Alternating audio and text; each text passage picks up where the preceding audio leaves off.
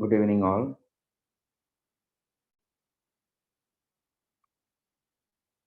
So, നമുക്ക് fluid മെക്കാനിക്സിന്റെ class start ചെയ്യാം. സോ കേരള PSCക്ക് ക്വസ്റ്റ്യൻസ് വരുന്ന fluid mechanics and irrigation and fluid mechanics എന്ന രീതിയിലാണ് ഒരൊറ്റ പാർട്ടായിട്ടാണ് വരുന്നത്. അതിനകത്ത് ഫ്ലൂയിഡ് മെക്കാനിക്സിൽ നിന്ന് സാധാരണയായിട്ട് ചോദിക്കുന്ന ക്വസ്റ്റ്യൻസ് പറയുന്നത് അബൌട്ട് 5 to 6 ക്വസ്റ്റ്യൻസ് സാധാരണയായിട്ട് ചോദിച്ചു തരാറുണ്ട്. പിന്നെ ഇപ്പോഴത്തെ ഒരു ട്രെൻഡ് വെച്ചിട്ട് കുറച്ച് പ്രോബ്ലമാറ്റിക്സ് ഈ ലെവലിലൊക്കെ കുറച്ച് പ്രോബ്ലമാറ്റിക് ആയിട്ടാണ് ചോദിക്കാറ്. ചെറിയ ചെറിയ ഡിപ്പെൻസ് ഓൺ ദി അതിൻ്റെ ഒരു എന്താ പറയാ ഡിഫിക്കൽട്ടി ലെവൽ എന്ന് പറയുന്നത് വേരി ചെയ്യാറുണ്ട്. ഇപ്പൊ ലാസ്റ്റ് നടന്ന എയുടെ എക്സാംസിനെല്ലാം ഫ്ലൂയിഡ് മെക്കാനിക്സിൽ നിന്ന് വന്നത് കുറച്ച് ടഫായിട്ടാണ്. അതായത് ഒരു 1 മിനിറ്റ് അല്ലെങ്കിൽ 2 മിനിറ്റ് കൊണ്ടൊക്കെ സോൾവ് ചെയ്യാൻ പറ്റാത്ത രീതിയിലുള്ള ക്വസ്റ്റ്യൻസ് ചോദിച്ചിരുന്നു. അങ്ങനെയുള്ള ക്വസ്റ്റ്യൻസ് ഒക്കെ വന്നു കഴിഞ്ഞാൽ നമുക്ക് മാക്സിമം അത് എന്താ പറയാ അത് ചെയ്യാൻ പറ്റുന്നതാണോ അല്ലയോ എന്ന് നോക്കിയിട്ട് ജസ്റ്റ് സ്കിപ്പ് ചെയ്യാൻ പറ്റുന്ന അല്ല സ്കിപ്പ് ചെയ്യേണ്ട ക്വസ്റ്റ്യൻസ് ഒക്കെ അങ്ങനെ കണ്ടുവരുന്നുണ്ട്. കാരണം ഒരുപാട് ലെങ്തി ആയിട്ടുള്ള ക്വസ്റ്റ്യൻസ് ഒക്കെ ചില കഴിഞ്ഞ വർഷം ചോദിച്ചിരുന്നു. ഓക്കെ, അപ്പൊ അതല്ലാണ്ട് ബാക്കി നോക്കി കഴിഞ്ഞാൽ ബാക്കിയെല്ലാം നമുക്ക് സോൾവ് ചെയ്യാൻ പറ്റുന്ന ടൈപ്പ് ക്വസ്റ്റ്യൻസ് ആണ് മെയിൻ ആയിട്ട് മിക്കവാറും ചോദിക്കാറ്. മേ ബി 1 ക്വസ്റ്റ്യൻ ഒക്കെ ആയിരിക്കും അത്ര ടഫായിട്ട് വരുള്ളൂ. സോ അപ്പോൾ ഫ്ലൂയിഡ് മെക്കാനിക്സ് ഒരു ഇമ്പോർട്ടൻറ്റ് പാർട്ട് തന്നെയാണ് ദി എക്സാം കൺസേൺ. ഓക്കെ, അതുപോലെ തന്നെ ഇനി ഓവർസിയറിന്റെ എക്സാംസ് ആണെങ്കിലും ഓവർസിയർ എക്സാം ആണെങ്കിലും ഈ പറഞ്ഞ ഫ്ലൂയിഡ് മെക്കാനിക്സിൽ നിന്ന് പ്രോബ്ലമാറ്റിക് ആയിരിക്കില്ല, കുറച്ചും കൂടെ തിയറി ഓറിയന്റഡ് ഫാക്ടർ ഓറിയന്റഡ് ആയിട്ടുള്ള ക്വസ്റ്റ്യൻസ് ചോദിച്ചിട്ടുണ്ട്. Okay, so basically fluid mechanics നമുക്ക് നമ്മുടെ ബിടെക്കിൽ നമ്മൾ ആ ഒരു പഠിച്ചത് എങ്ങനെയായിരുന്നു? ഫ്ലൂയിഡ് മെക്കാനിക്സ് 1 ഉണ്ടായിരുന്നു, ഫ്ലൂയിഡ് മെക്കാനിക്സ് 2 ഉണ്ടായിരുന്നു. ഫ്ലൂയിഡ് മെക്കാനിക്സ് 1 എന്ന് പറയുന്നത് ബേസിക്കലി റിലേറ്റഡ് ടു ദി എന്താണ് പൈപ്പ് ഫ്ലോ, അതുപോലെ തന്നെ ക്ലോസ് ചാനൽ ഫ്ലോ, ദെൻ അതിന്റെ പ്രോപ്പർട്ടീസ് ഓഫ് ഫ്ലൂയിഡ്സ് പഠിച്ചു. പിന്നെ ബെർണോളിസ് തിയറം, അതായത് ഫ്ലൂയിഡ് സ്റ്റാറ്റിക്സ്, ഫ്ലൂയിഡ് ഡൈനാമിക്സ്, പിന്നെ ഫൈനലി ബൗണ്ടറി ലെയർ തിയറി. ഇതായിരുന്നു ഫ്ലൂയിഡ് മെക്കാനിക്സ് 1 എന്ന് പറയുന്നത്. ഫ്ലൂയിഡ് മെക്കാനിക്സ് 2 എന്ന് പറയുമ്പോഴത്തേക്കും അത് ഫുള്ളി ഓപ്പൺ ചാനൽ ഫ്ലോ ആയിരുന്നു. അതുപോലെ തന്നെ അതിന്റെ കൂടെ ഹൈഡ്രോളിക് മെഷീൻസ് ഉണ്ട്. സോ നമുക്ക് 3ആയിട്ട് ഡിവൈഡ് ചെയ്യാം ക്ലാസ് ഇങ്ങനെ പോകുന്നത്. First of all fluid mechanics എന്ന് പറയുന്നത് നമുക്ക് FM1 അതിനകത്ത് പ്രോപ്പർട്ടീസ് ഓഫ് ഫ്ലൂയിഡ്സ്, നമ്മൾ ആദ്യം ഡീൽ ചെയ്യാൻ പോകുന്ന പ്രോപ്പർട്ടീസ് ഓഫ് ഫ്ലൂയിഡ്സ്. അത് കഴിഞ്ഞ് നമ്മൾ ഫ്ലൂയിഡ് സ്റ്റാറ്റിക്സിലേക്ക് കൊടുക്കും. ഫ്ലൂയിഡ് സ്റ്റാറ്റിക്സ് എന്ന് പറഞ്ഞാൽ we are studying the fluid which are in rest, അല്ലെങ്കിൽ റസ്റ്റിലിരിക്കുന്ന ഒരു ഫ്ലൂയിഡിന് അതിന്റെ സ്റ്റഡിയാണ് ഫ്ലൂയിഡ് സ്റ്റാറ്റിക്സ് പറയുന്നത്. ഫ്ലൂയിഡ് സ്റ്റാറ്റിക്സ് കഴിഞ്ഞാൽ പിന്നെ ഫ്ലൂയിഡ് ഡൈനാമിക്സ്. ഫ്ലൂയിഡ് ഡൈനാമിക്സ് എന്ന് പറഞ്ഞാൽ 2 രീതിയുണ്ട്, fluid kinematics and fluid kinetics. Okay, രണ്ടും ഉണ്ട്. ഫ്ലൂയിഡ് കൈനമാറ്റിക്സ് എന്ന് പറയുമ്പോഴത്തേക്കും we are dealing with the fluids which is in motion without considering the forces acting on it. Fluid kinetics എന്ന് പറയുമ്പോഴത്തേക്കും still the fluid we are considering is in motion, but we are considering the force acting on it. Okay, അപ്പൊ അതാണ് രണ്ട് division എന്ന് പറയുന്നത്. അത് കഴിഞ്ഞിട്ട് പിന്നെ നമ്മൾ അപ്പൊ ഫ്ലൂയിഡ് കൈനറ്റിക്സിനും ഫ്ലൂയിഡ് ഡൈനാമിക്സിന്റെ ഭാഗമായിട്ട് നമ്മളൊരു ഡിസ്ചാർജ് കമ്പ്യൂട്ടിംഗ്, ഡിസ്ചാർജ് കമ്പ്യൂട്ടേഷൻസ് അതേപോലത്തുള്ള കാര്യങ്ങളൊക്കെ വരുന്നുണ്ട്. പിന്നെ നമ്മൾ കുറച്ച് ഇൻസ്ട്രുമെന്റ്സ് പരിചയപ്പെടുന്നുണ്ട്. Venturimeter, Bernoulli's equation, Bernoulli's theorem follow ചെയ്യുന്ന അല്ലെങ്കിൽ അത് വെച്ച് വർക്ക് ചെയ്യുന്ന ഇൻസ്ട്രുമെന്റ്സ്, അതേപോലത്തുള്ള venturimeter, orifice meter, et cetera, notches, spheres, ഇതൊക്കെ നമ്മൾ കാണുന്നുണ്ട്. അത് കഴിഞ്ഞിട്ട് ഫൈനലി നമ്മൾ ബൗണ്ടറി ലെയർ തിയറിയാണ്. അതാണ് ഇപ്പോൾ FM1. പിന്നെ സെക്കൻഡ് പാർട്ടായിട്ട് നമുക്ക് FM2 വരുമ്പോഴത്തേക്കും open channel flow. Open channel ഫ്ലോയും വളരെ എളുപ്പമാണ് കമ്പയർഡ് ടു ഫ്ലൂയിഡ് മെക്കാനിക്സ് 1. വളരെ എളുപ്പമാണ്, നമുക്ക് പെട്ടെന്ന് പഠിച്ചെടുക്കാവുന്നതാണ്. പിന്നെ അതുപോലെ തന്നെ അടുത്ത ഫൈനലി വരുമ്പോഴത്തേക്കും ഹൈഡ്രോളിക് മെഷീൻസ്. ഹൈഡ്രോളിക് മെഷീൻസ് പറയുമ്പോഴത്തേക്കും നമ്മൾ മെയിനായിട്ട് രണ്ട് കാര്യങ്ങളാണ് പറയുന്നത്. First one is centrifugal pump and turbines, hydraulic turbines. ഈ രണ്ടും ആണ് നമ്മൾ ഹൈഡ്രോളിക് മെഷീൻസിൽ നമ്മൾ പറയുന്നത്. So today we are starting with the properties of the fluids or fluid. Okay, so first class ആണ്. So fluid mechanics എന്ന് പറയുമ്പോഴത്തേക്കും first of all we have to define what is fluid. എന്താണ് fluid എന്ന് നോക്കാം. അപ്പോൾ fluid എന്ന് പറയുന്നത് actually is A combination of liquid and gas. അപ്പോൾ നമുക്കറിയാം, നമുക്ക് സ്റ്റേറ്റ്സ് ഓഫ് മാറ്റർ ആയിട്ട് നമുക്ക് മേജർ ആയിട്ട് എന്തൊക്കെയാണ് പറയുന്നത്? First one is solid, second one is liquid and third one is gas. Okay, so നമ്മൾ ഈ പറയുന്ന ലിക്വിഡ് ആൻഡ് ഗ്യാസിനെ നമ്മൾ ടുഗദർ വിളിക്കുന്ന ആ ഒരു പേരാണ് ഫ്ലൂയിഡ് എന്ന് പറയുന്നത്. Then why it is why we are calling it as fluid. Okay, അപ്പൊ അതാണ്. അപ്പൊ അല്ലെങ്കിൽ what is the difference between a fluid and a solid എന്താണെന്ന് നോക്കാം. സോ ആക്ച്വലി നമ്മളൊരു സോളിഡ് എന്ന് പറയുമ്പോഴത്തേക്കും എന്താണ് we know that എന്താണ് high intermolecular attraction ആണ് the particles are having high intermolecular attraction ഭയങ്കരമായിട്ടുള്ള intermolecular attraction ആയതുകൊണ്ട് തന്നെ അതൊരു എന്താണ് which have a definite shape and എന്താണ് which are in എന്താണ് equilibrium condition അല്ലെങ്കിൽ എന്താ പറയാ intermolecular attraction full ആയിട്ട് തന്നെ അതിന്റെ ഒരു ഷേപ്പും കാര്യങ്ങളൊക്കെ ഉണ്ടാവും. അതുപോലെ തന്നെ the particles are closely എന്താണ് packed ആണ്. ഓക്കെ, ബട്ട് ഫ്ലൂയിഡ് അല്ലെങ്കിൽ ലിക്വിഡ് എന്ന് പറയുമ്പോഴത്തേക്കും കുറച്ചും കൂടെ എന്താണ് intermolecular attraction ഒരു പാർട്ടിക്കിൾസ് തമ്മിൽ കുറവായിരിക്കും. Okay, particles are comparatively free to move. Okay, so അതിനൊരു ഡെഫിനറ്റ് ഷേപ്പ് ഒന്നുമില്ല. എന്താണ് അത് ഏത് മീഡിയത്തിലാണ് ഇരിക്കുന്നത് അതിന്റെ ഷേപ്പ് അക്യൂർ ചെയ്യും. For example if it is in a cylinder, we are placing in a cylinder, then we will have the cylindrical shape. അപ്പോൾ അതിനൊരു ഡെഫിനറ്റ് ഷേപ്പ് ഒന്നുമില്ല, but it have a definite volume. Definite volume ഉണ്ട്, but it doesn't have any definite shape. Gases എന്ന് പറയുമ്പോഴത്തേക്കും ഏറ്റവും free ആയിട്ട് which have intermolecular attraction എന്ന് പറഞ്ഞാൽ വളരെ വളരെ കുറവായിരിക്കും. സോ എന്താണ് it is very free to move. It's free to move and it is not closely, the particles are not close contact. Okay, so what is the difference between solid and fluid? അപ്പോൾ എന്താണ് fluid എന്ന് നോക്കാം. So fluid is defined as a substance which undergoes continuous deformation under the action of a shear force. ഇപ്പോൾ for example നമ്മളൊരു let it be this is a fluid, and if you are applying a shear force, under the action of this shear force, this fluid will continuously deform. So this is a term. So ഇതിനകത്ത് ഏറ്റവും important ആയിട്ടുള്ള term എന്ന് പറയുന്നത് എന്താണ്? This is the continuous deformation എന്നുള്ള term ആണ് ഈ പറയുന്ന ഫ്ലൂയിഡ് ആൻഡ് സോളിഡിനെ ഡിഫർ ചെയ്യുന്നത്. ആക്ച്വലി എന്താണ് കണ്ടിന്യൂസ് ഡിഫോർമേഷൻ എന്ന് പറയുന്നത്? സോ നമ്മളിപ്പോൾ ഒരു ഫ്ലൂയിഡ് എടുക്കുന്നു. For example this is A fluid and if you are applying A shear force into it, എന്ത് സംഭവിക്കും? This will deform continuously deform until the effect of that force has been got. ആ ഒരു effect, ആ ഒരു shear force apply ചെയ്തതിന്റെ effect തീരുന്നവരെ continuously deform. So ഇങ്ങനെ continuously deform. So take the case of now we can take the case of a solid. Fluid. So take the case of a solid. Say this, let it be a solid. Okay, and if you are applying a force, shear force, obviously let us consider the layer by layer. So if you are applying a force, shear force into it, first of all എന്ത് സംഭവിക്കും? ഈ പറയുന്ന force മൂലം this will have a impact and this will move. Okay, suddenly due to the high intermolecular attraction സംഭവിക്കും, this will suddenly come into this entire system is suddenly come into an equilibrium.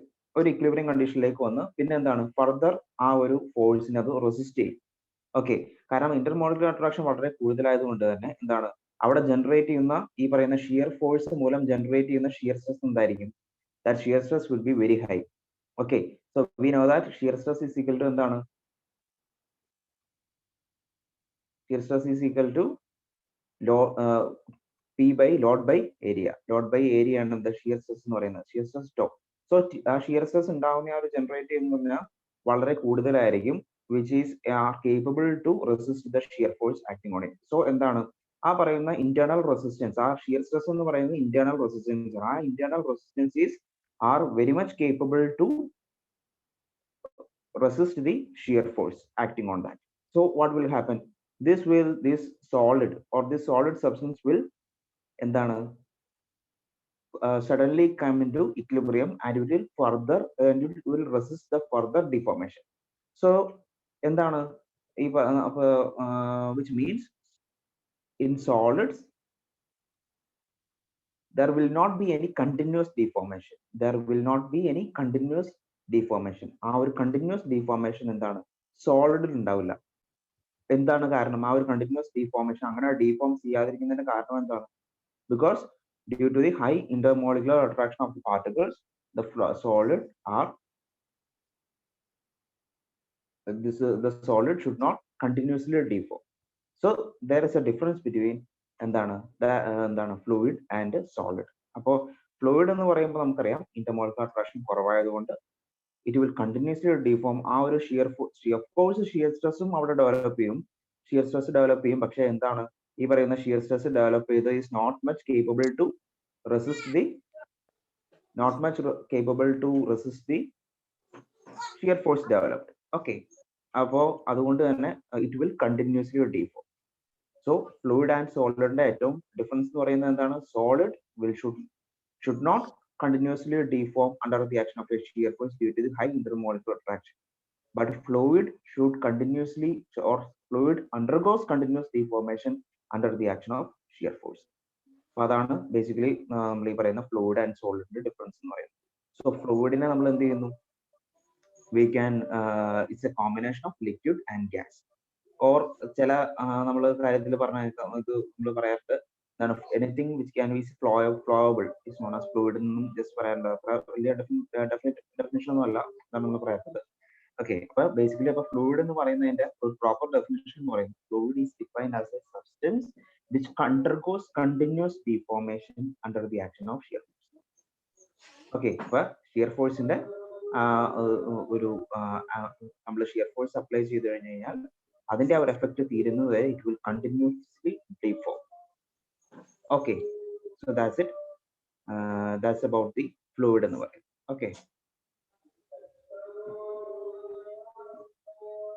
So നമുക്കിനി അടുത്ത അപ്പൊ എന്താണ് ഒരു ideal ഫ്ലൂയിഡിന്റെ characteristics പോകാം. അപ്പൊ ഫ്ലൂയിഡിന്റെയും സോളിഡിന്റെയും difference എന്താണെന്ന് എല്ലാവർക്കും മനസ്സിലായി എന്ന് വിചാരിക്കുന്നു. Now we can move to the ideal fluid, characteristics of ideal fluid. എന്താണ് ഒരു ഐഡിയൽ ഫ്ലൂയിഡ്? സോ ഐഡിയൽ എന്ന് പറയുന്ന ആ ഒരു ടേം തന്നെ എന്താണ് മീൻ ചെയ്യുന്നത്? ഇറ്റ് ഈസ് നോട്ട് റിയൽ എന്നാണ്, അല്ലെ? Ideal means it is not real. So ആ ഒരു ഐഡിയൽ ഫ്ലൂയിഡിന്റെ ക്യാരക്ടറിസ്റ്റിക്സ് പറയുമ്പോഴത്തേക്കും ഫസ്റ്റ് ഓഫ് ഓൾ എന്താണ് പറയുന്നത്? A fluid having zero viscosity and zero surface tension. അതായത് ഒരു ഐഡിയൽ ഫ്ലൂയിഡ് ഒരു ഐഡിയൽ ഫ്ലൂയിഡ് ആയിരിക്കണമെങ്കിൽ അതിന് സീറോ വിസ്കോസിറ്റി ആയിരിക്കും, സീറോ സർഫസ് ടെൻഷൻ ആയിരിക്കും. എന്താണ് വിസ്കോസിറ്റി എന്ന് നമ്മൾ പറയുന്നുണ്ട്, അപ്പോൾ അത് നമ്മൾ സർഫസ് ടെൻഷൻ വിസ്കോസിറ്റി കാണുന്നുണ്ട്. സോ ഇപ്പൊ നമ്മളൊരു റിയൽ ലൈഫിൽ എടുത്ത് നോക്കിക്കഴിഞ്ഞാൽ സീറോ വിസ്കോസിറ്റി ഉള്ള ഒരു ഫ്ലൂയിഡ് പോലും നമുക്ക് കാണാൻ പറ്റില്ല. ഓക്കെ, അതാണ് അത്. സോ ഐഡിയൽ ഫ്ലൂയിഡ് എന്ന് പറഞ്ഞാൽ എന്താണ്? It's not real. പക്ഷേ നമ്മൾ ആ ഒരു ഐഡിയൽ ഫ്ലൂയിഡിന്റെ ഇത് ക്യാരക്ടറിസ്റ്റിക്സ് പറയുമ്പോൾ എന്താണ് പറയാ? Fluid having zero viscosity and zero surface. അടുത്ത ideal fluid is incompressible. Okay, incompressible എന്ന് പറയുമ്പോൾ എന്താണ്? ഇറ്റ് ഈസ് നോട്ട് നമ്മൾ അണ്ടർ ദി ആക്ഷൻ ഓഫ് ഒരു പ്രഷറോ അപ്ലൈ ചെയ്തിട്ട് നമ്മൾ എന്ത് ചെയ്യാൻ പറ്റില്ല. പ്രഷർ അപ്ലൈ ചെയ്ത് കഴിഞ്ഞാലും നമുക്ക് എന്ത് ചെയ്യാൻ പറ്റില്ല, അതിനെ കംപ്രസ് ചെയ്യാൻ പറ്റില്ല. ഓക്കെ, കംപ്രസിബിലിറ്റി പ്രോപ്പർട്ടി അത് നമുക്ക് ഈ ലിക്വിഡിലൊക്കെ almost all the liquids are എന്താണ്? ഇൻകംപ്രസിബിൾ ഇൻ നേച്ചർ ആണ്. പക്ഷെ ടോട്ടലി ഇൻകംപ്രസിബിൾ അല്ല, പക്ഷെ almost all the liquids are incompressible in nature. അതാണ് നമ്മുടെ വാട്ടറിന്റെ ആ ഒരു ഇൻകംപ്രസിബിലിറ്റി വെച്ചിട്ടാണ് നമ്മൾ ഈ പറയുന്നത് എന്താണ് ഹൈഡ്രോളിക് ലിഫ്റ്റ്, അല്ലെങ്കിൽ ഹൈഡ്രോളിക് ജാക്ക്, അല്ലെങ്കിൽ അതുപോലെ തന്നെ പല ഹൈഡ്രോളിക് മെഷീൻസിന്റെയും ഒരു ആ ഒരു വർക്കിംഗ് എന്ന് പറയുന്നത് തന്നെ അതിന്റെ ഒരു ഇൻകംപ്രസിബിലിറ്റി വെച്ചിട്ടാണ്. ഓക്കെ, സോ ഐഡിയൽ ഫ്ലൂയിഡ് എന്ന് പറഞ്ഞാൽ ഇൻകംപ്രസിബിൾ ആണ്. അപ്പൊ ടോട്ടലി ഇൻകംപ്രസിബിൾ ആയിട്ടുള്ള ലിക്വിഡ് ഒന്നും ഇല്ല. ഓൾമോസ്റ്റ് വാട്ടർ എന്നൊക്കെ പറയുമ്പോഴത്തേക്കും ഓൾമോസ്റ്റ് ഇൻകംപ്രസിബിൾ ആണ്. അടുത്തത് there is no ideal fluid but air and water is consider are ideal fluid. അതായത് നമ്മള് അപ്പൊ നേരത്തെ പറഞ്ഞ പോലെ തന്നെ there is no ideal fluid എന്ന് പറഞ്ഞാൽ, പക്ഷെ നമ്മൾ ഒരു കുറച്ച് എന്താണ് സ്റ്റഡീസ്, അതുപോലെ എക്സ്പീരിയൻസ്, അതേപോലെ തന്നെ പല കാര്യങ്ങൾക്ക് വേണ്ടിയിട്ട് നമ്മൾ എന്ത് ചെയ്യുന്നു?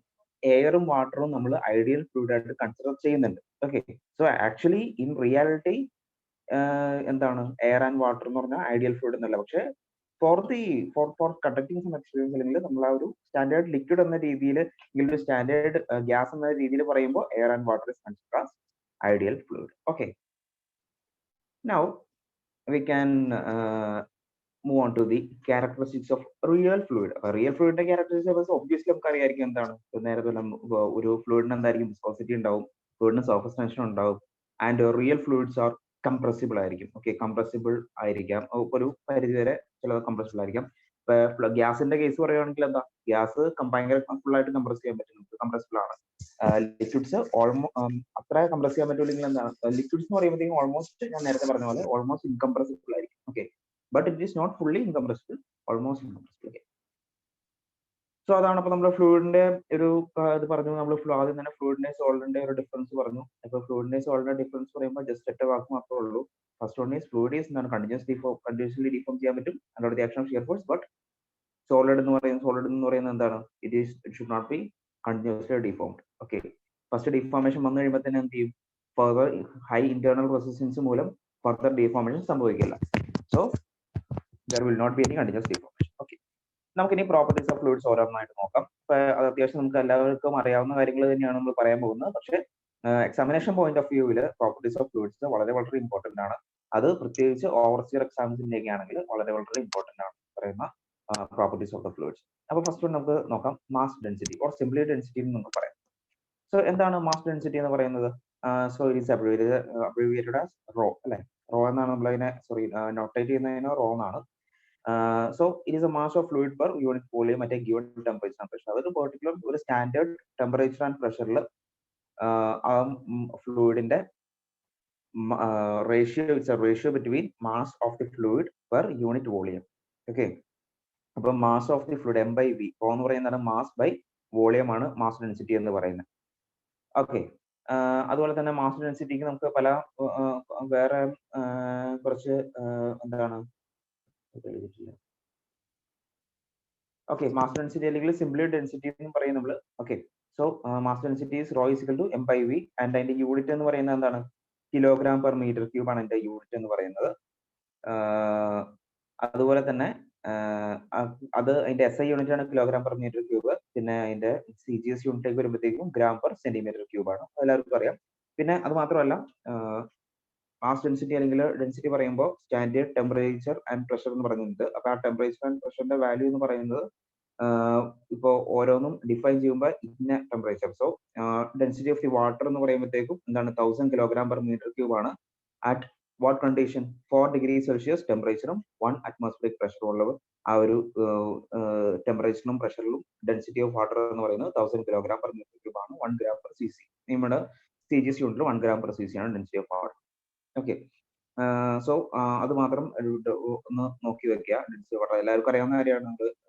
ബേസിക്കലി ആദ്യം മുതൽ നമ്മൾ വർഷങ്ങളായിട്ട് നമ്മൾ ചെയ്യുന്നതാണ്. Okay, so density of water ആർക്കും നമുക്ക് എല്ലാവർക്കും ഫെമിലിയർ ആയിട്ടുള്ള കാര്യമാണ്. Okay, and one thing is mass density is actually A function of temperature and pressure. See the equation P is equal to rho into RT.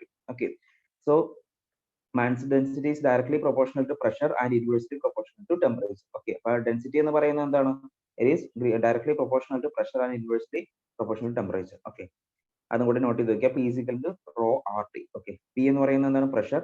R എന്ന് പറഞ്ഞാണ് universal. Capital R എന്താണ്, this capital R എന്ന് പറയുന്നത് universal gas constant ആണ്. And T എന്ന് പറയുന്നത് temperature. So density is directly proportional to pressure and inversely proportional to temperature. So that's it. Now let's move on to the specific weight or weight density. So specific weight അല്ലെങ്കിൽ weight density, അപ്പോൾ നമ്മൾ നേരത്തെ പറഞ്ഞു mass density ആണ്. So mass density എന്ന് പറയുമ്പോൾ mass by volume ആണെങ്കിൽ weight density എന്ന് പറയുമ്പോൾ എന്തായിരിക്കും, സ്വാഭാവികമായിട്ടും weight by volume of. So it is denoted W small w ആയിട്ടാണ് നമ്മൾ ഡിനോട്ട് ചെയ്യുന്നത്. അപ്പൊ സ്പെസിഫിക് ഡെൻസിറ്റി അതിന് നമ്മൾ സ്പെസിഫിക് വെയിറ്റ് അല്ലെങ്കിൽ വെയിറ്റ് ഡെൻസിറ്റി അല്ലെങ്കിൽ സ്പെസിഫിക് ഡെൻസിറ്റി എന്ന് പറയും. 3 പേരുണ്ട്, സ്പെസിഫിക് വെയിറ്റ് അല്ലെങ്കിൽ വെയിറ്റ് ഡെൻസിറ്റി അല്ലെങ്കിൽ സ്പെസിഫിക് ഡെൻസിറ്റി. ഓക്കെ, അതാണ് ഈ പറയുന്ന 3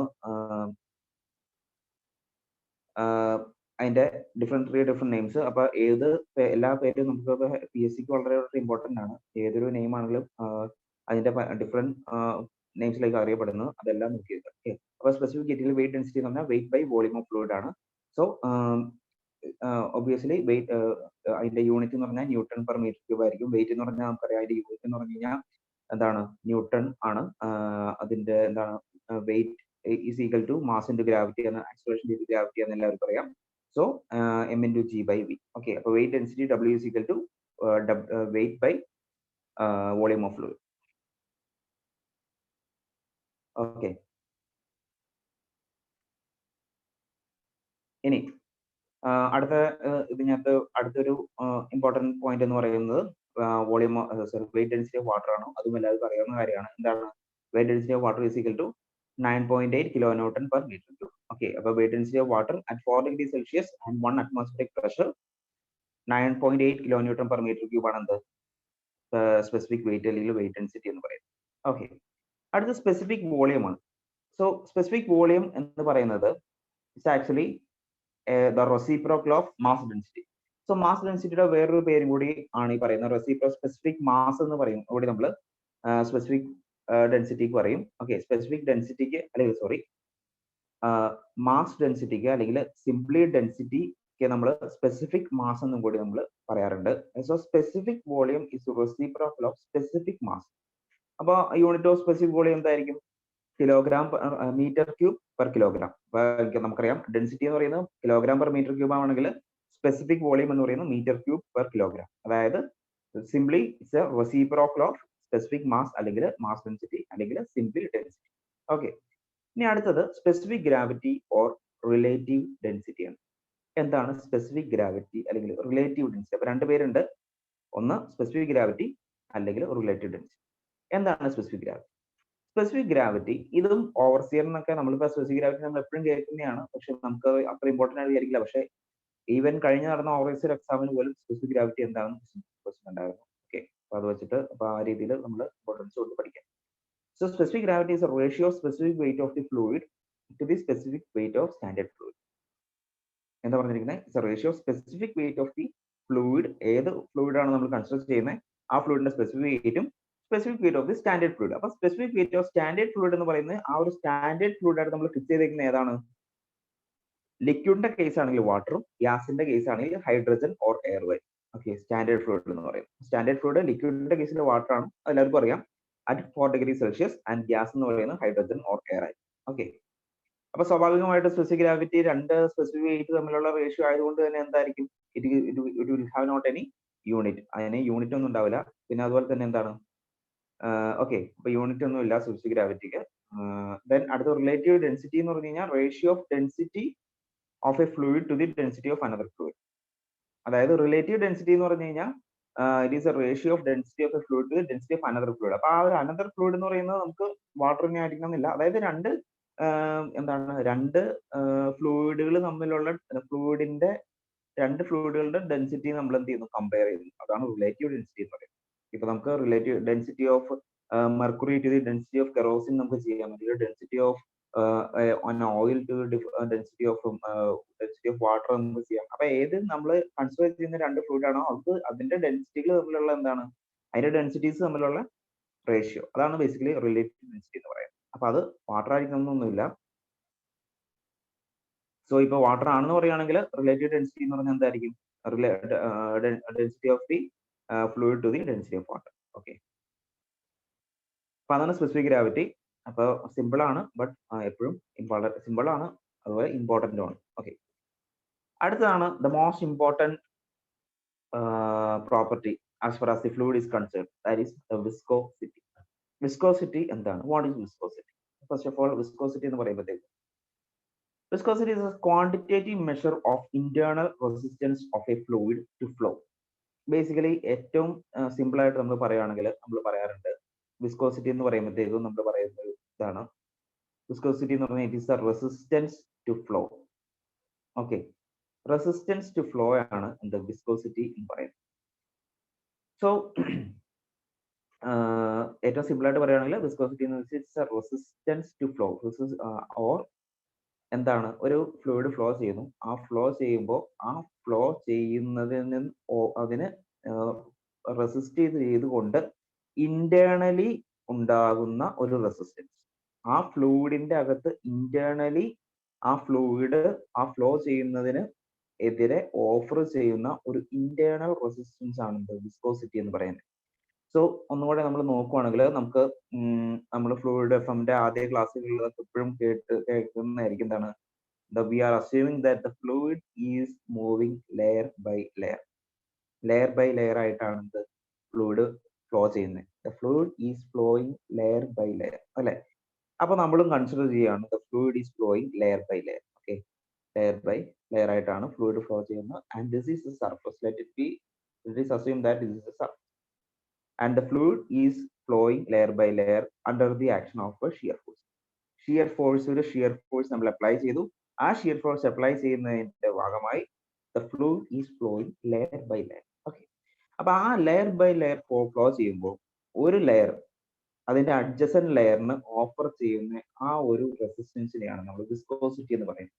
so viscosity is nothing but it is A resistance offered by one layer to the adjacent layer. അതായത് ആ ഫ്ലോ ചെയ്യുന്നതിന് ഓപ്പോസിറ്റ് ആയിട്ട് എന്ത് ചെയ്യുന്നു, ഒരു റെസിസ്റ്റൻസ് ഓഫർ ചെയ്യും. അപ്പൊ ആ ഓഫർ ചെയ്യുന്ന റെസിസ്റ്റൻസ് ഉണ്ടല്ലോ, ഓരോ ലേയേഴ്സും ഓഫർ ചെയ്യുന്ന ആ റെസിസ്റ്റൻസിന്റെ ക്വാണ്ടിറ്റേറ്റീവ് മെഷർ ആണ് നമ്മൾ വിസ്കോസിറ്റി എന്ന് പറയുന്നത്.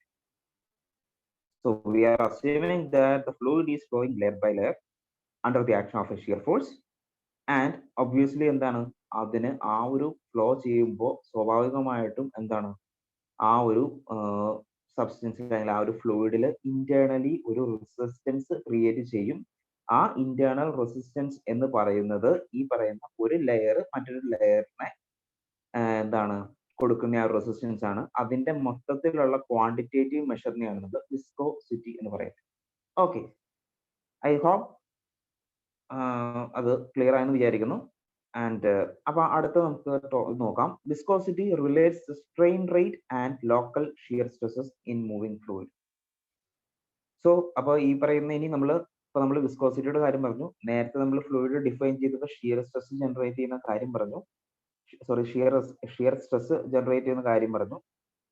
അപ്പൊ ഇനി ഷിയർ സ്ട്രെസ്സും ഈ പറയുന്ന വിസ്കോസിറ്റിയും പിന്നെ ഇതും എങ്ങനെ നമുക്ക് കണക്ട് ചെയ്യും എന്നുള്ള വരുന്ന ആ ഒരു പോയിന്റ് ആണ് നമ്മുടെ ന്യൂട്ടൺസ് ലോ ഓഫ് വിസ്കോസിറ്റിയിലേക്ക് എത്തുന്നത്. സോ എന്താണ് ഇനി ന്യൂട്ടൺസ് ലോ ഓഫ് വിസ്കോസിറ്റി പറയുന്നത്, അതുപോലെ തന്നെ ഈ വിസ്കോസിറ്റിയും ഈ ഷിയർ സ്ട്രെസ്സിനെയും പിന്നെ നമ്മൾ ഈ പറയുന്ന ഫ്ലൂയിഡിന്റെ വെലോസിറ്റിനെയും എങ്ങനെ കണക്ട് ചെയ്യാം എന്നുള്ള രീതിയിലൊക്കെയാണ് നമ്മൾ ഇനി കാണാൻ പോകുന്നത്. ഓക്കെ, അതിന് മുമ്പായിട്ട് why this viscosity is generated, എങ്ങനെയാണ് ഈ പറയുന്ന എന്തുകൊണ്ടാണ് ഈ പറയുന്ന വിസ്കോസിറ്റി ജനറേറ്റ് ചെയ്യപ്പെടുന്നത്, അതാണ് അടുത്ത പോയിന്റ്. എന്തുകൊണ്ടാണ് നമ്മുടെ ഫ്ലൂയിഡിൽ, അതിപ്പോ ഫ്ലൂയിഡ് ഇപ്പൊ ലിക്വിഡ് ആണെങ്കിലും ഗ്യാസ് ആണെങ്കിലും why this viscosity is developing. അപ്പൊ അതിന് ഉത്തരവെന്ന് പറയുന്നത് എന്താണ്? The viscosity is due to the internal friction force. Internal friction force caused by the Cauchy force between fluid molecules and molecular momentum transfer between particles due to collision. Okay, അപ്പൊ എന്താ പറഞ്ഞിരിക്കുന്നത്? ലിക്വിഡിന്റെ കേസിലാണെങ്കിൽ എന്തുകൊണ്ടാണ് വിസ്കോസിറ്റി ജനറേറ്റ് ചെയ്യുന്നത്? Due to the internal friction force caused due to the Cauchy force between, അതായത്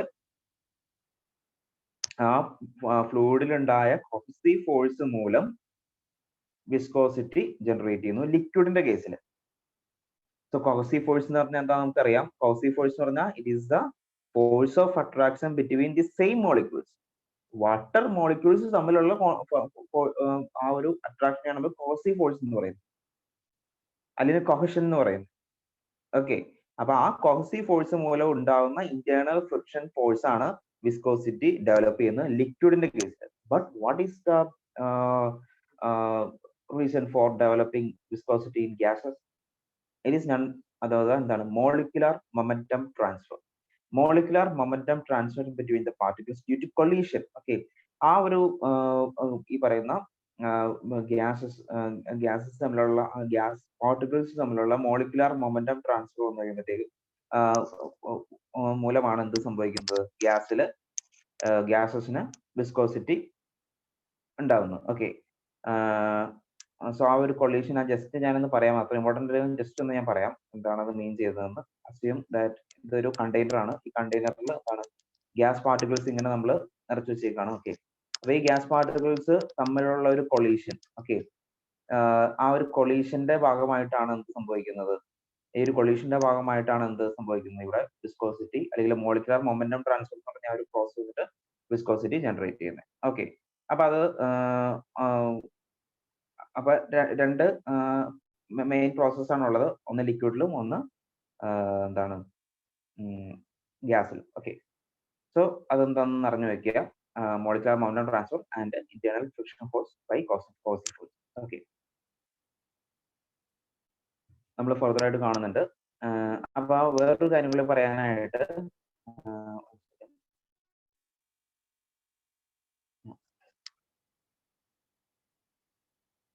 okay, ഒരു question കൂടി വിസ്കോസിറ്റി ബേസ് ചെയ്ത് നമുക്കത് ചോദിക്കാറുണ്ട്. അതായത് വിസ്കോസിറ്റി ഇൻക്രീസസ് എന്താണ് how viscosity is relating with the temperature ആയിട്ടാണ് എങ്ങനെയാണ് വിസ്കോസിറ്റി എന്ന് പറയുന്നത്. അത് ലിക്വിഡിന്റെ കേസിലും ഗ്യാസിന്റെ കേസിലും ഡിഫറെന്റ് ആണ്. ബിക്കോസ് ഗ്യാസിന്റെ അല്ല ലിക്വിഡിന്റെ കേസിലാണെങ്കിൽ as the temperature increases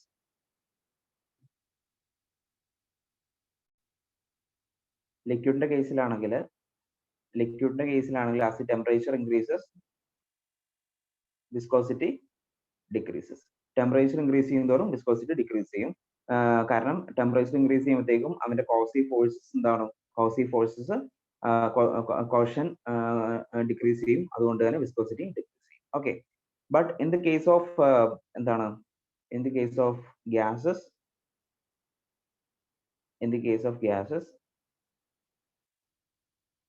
as temperature increases viscosity also increases. ആ വിസ്കോസിറ്റി ഇൻക്രീസ് ചെയ്യാൻ കാരണമുണ്ട്. കാരണം നമ്മൾ നേരത്തെ പറഞ്ഞിരുന്നു അങ്ങനെ ഒരു ഇതുകൊണ്ട് കണ്ടെയ്നറിൽ ഫ്ലൂയിഡ് ഗ്യാസസ് പാർട്ടിക്കിൾസ് ഉണ്ടെന്ന് വിചാരിക്കുക. നമ്മൾ അതിന് ടെമ്പറേച്ചർ കൊടുക്കുകയാണ്. ടെമ്പറേച്ചർ കൊടുത്തു കഴിയുമ്പോഴത്തേക്കും നമ്പർ ഓഫ് കൊളീഷൻസ് ഇൻക്രീസ് ചെയ്യും. നമ്പർ ഓഫ് കൊളീഷൻസ് ഇൻക്രീസ് ചെയ്യുമ്പോഴത്തേക്കും സംഭവിക്കും മോളിക്കുലർ മൊമെന്റം ട്രാൻസ്ഫർ ഇൻക്രീസ് ചെയ്യും. അതുകൊണ്ട് തന്നെ സംഭവിക്കും അവിടെ വിസ്കോസിറ്റി ഇൻക്രീസ് ചെയ്യണം. സോ ഗ്യാസിന്റെ കേസിൽ ടെമ്പറേച്ചർ ഇൻക്രീസ് ചെയ്യുമ്പോൾ വിസ്കോസിറ്റി ഇൻക്രീസ് ചെയ്യും.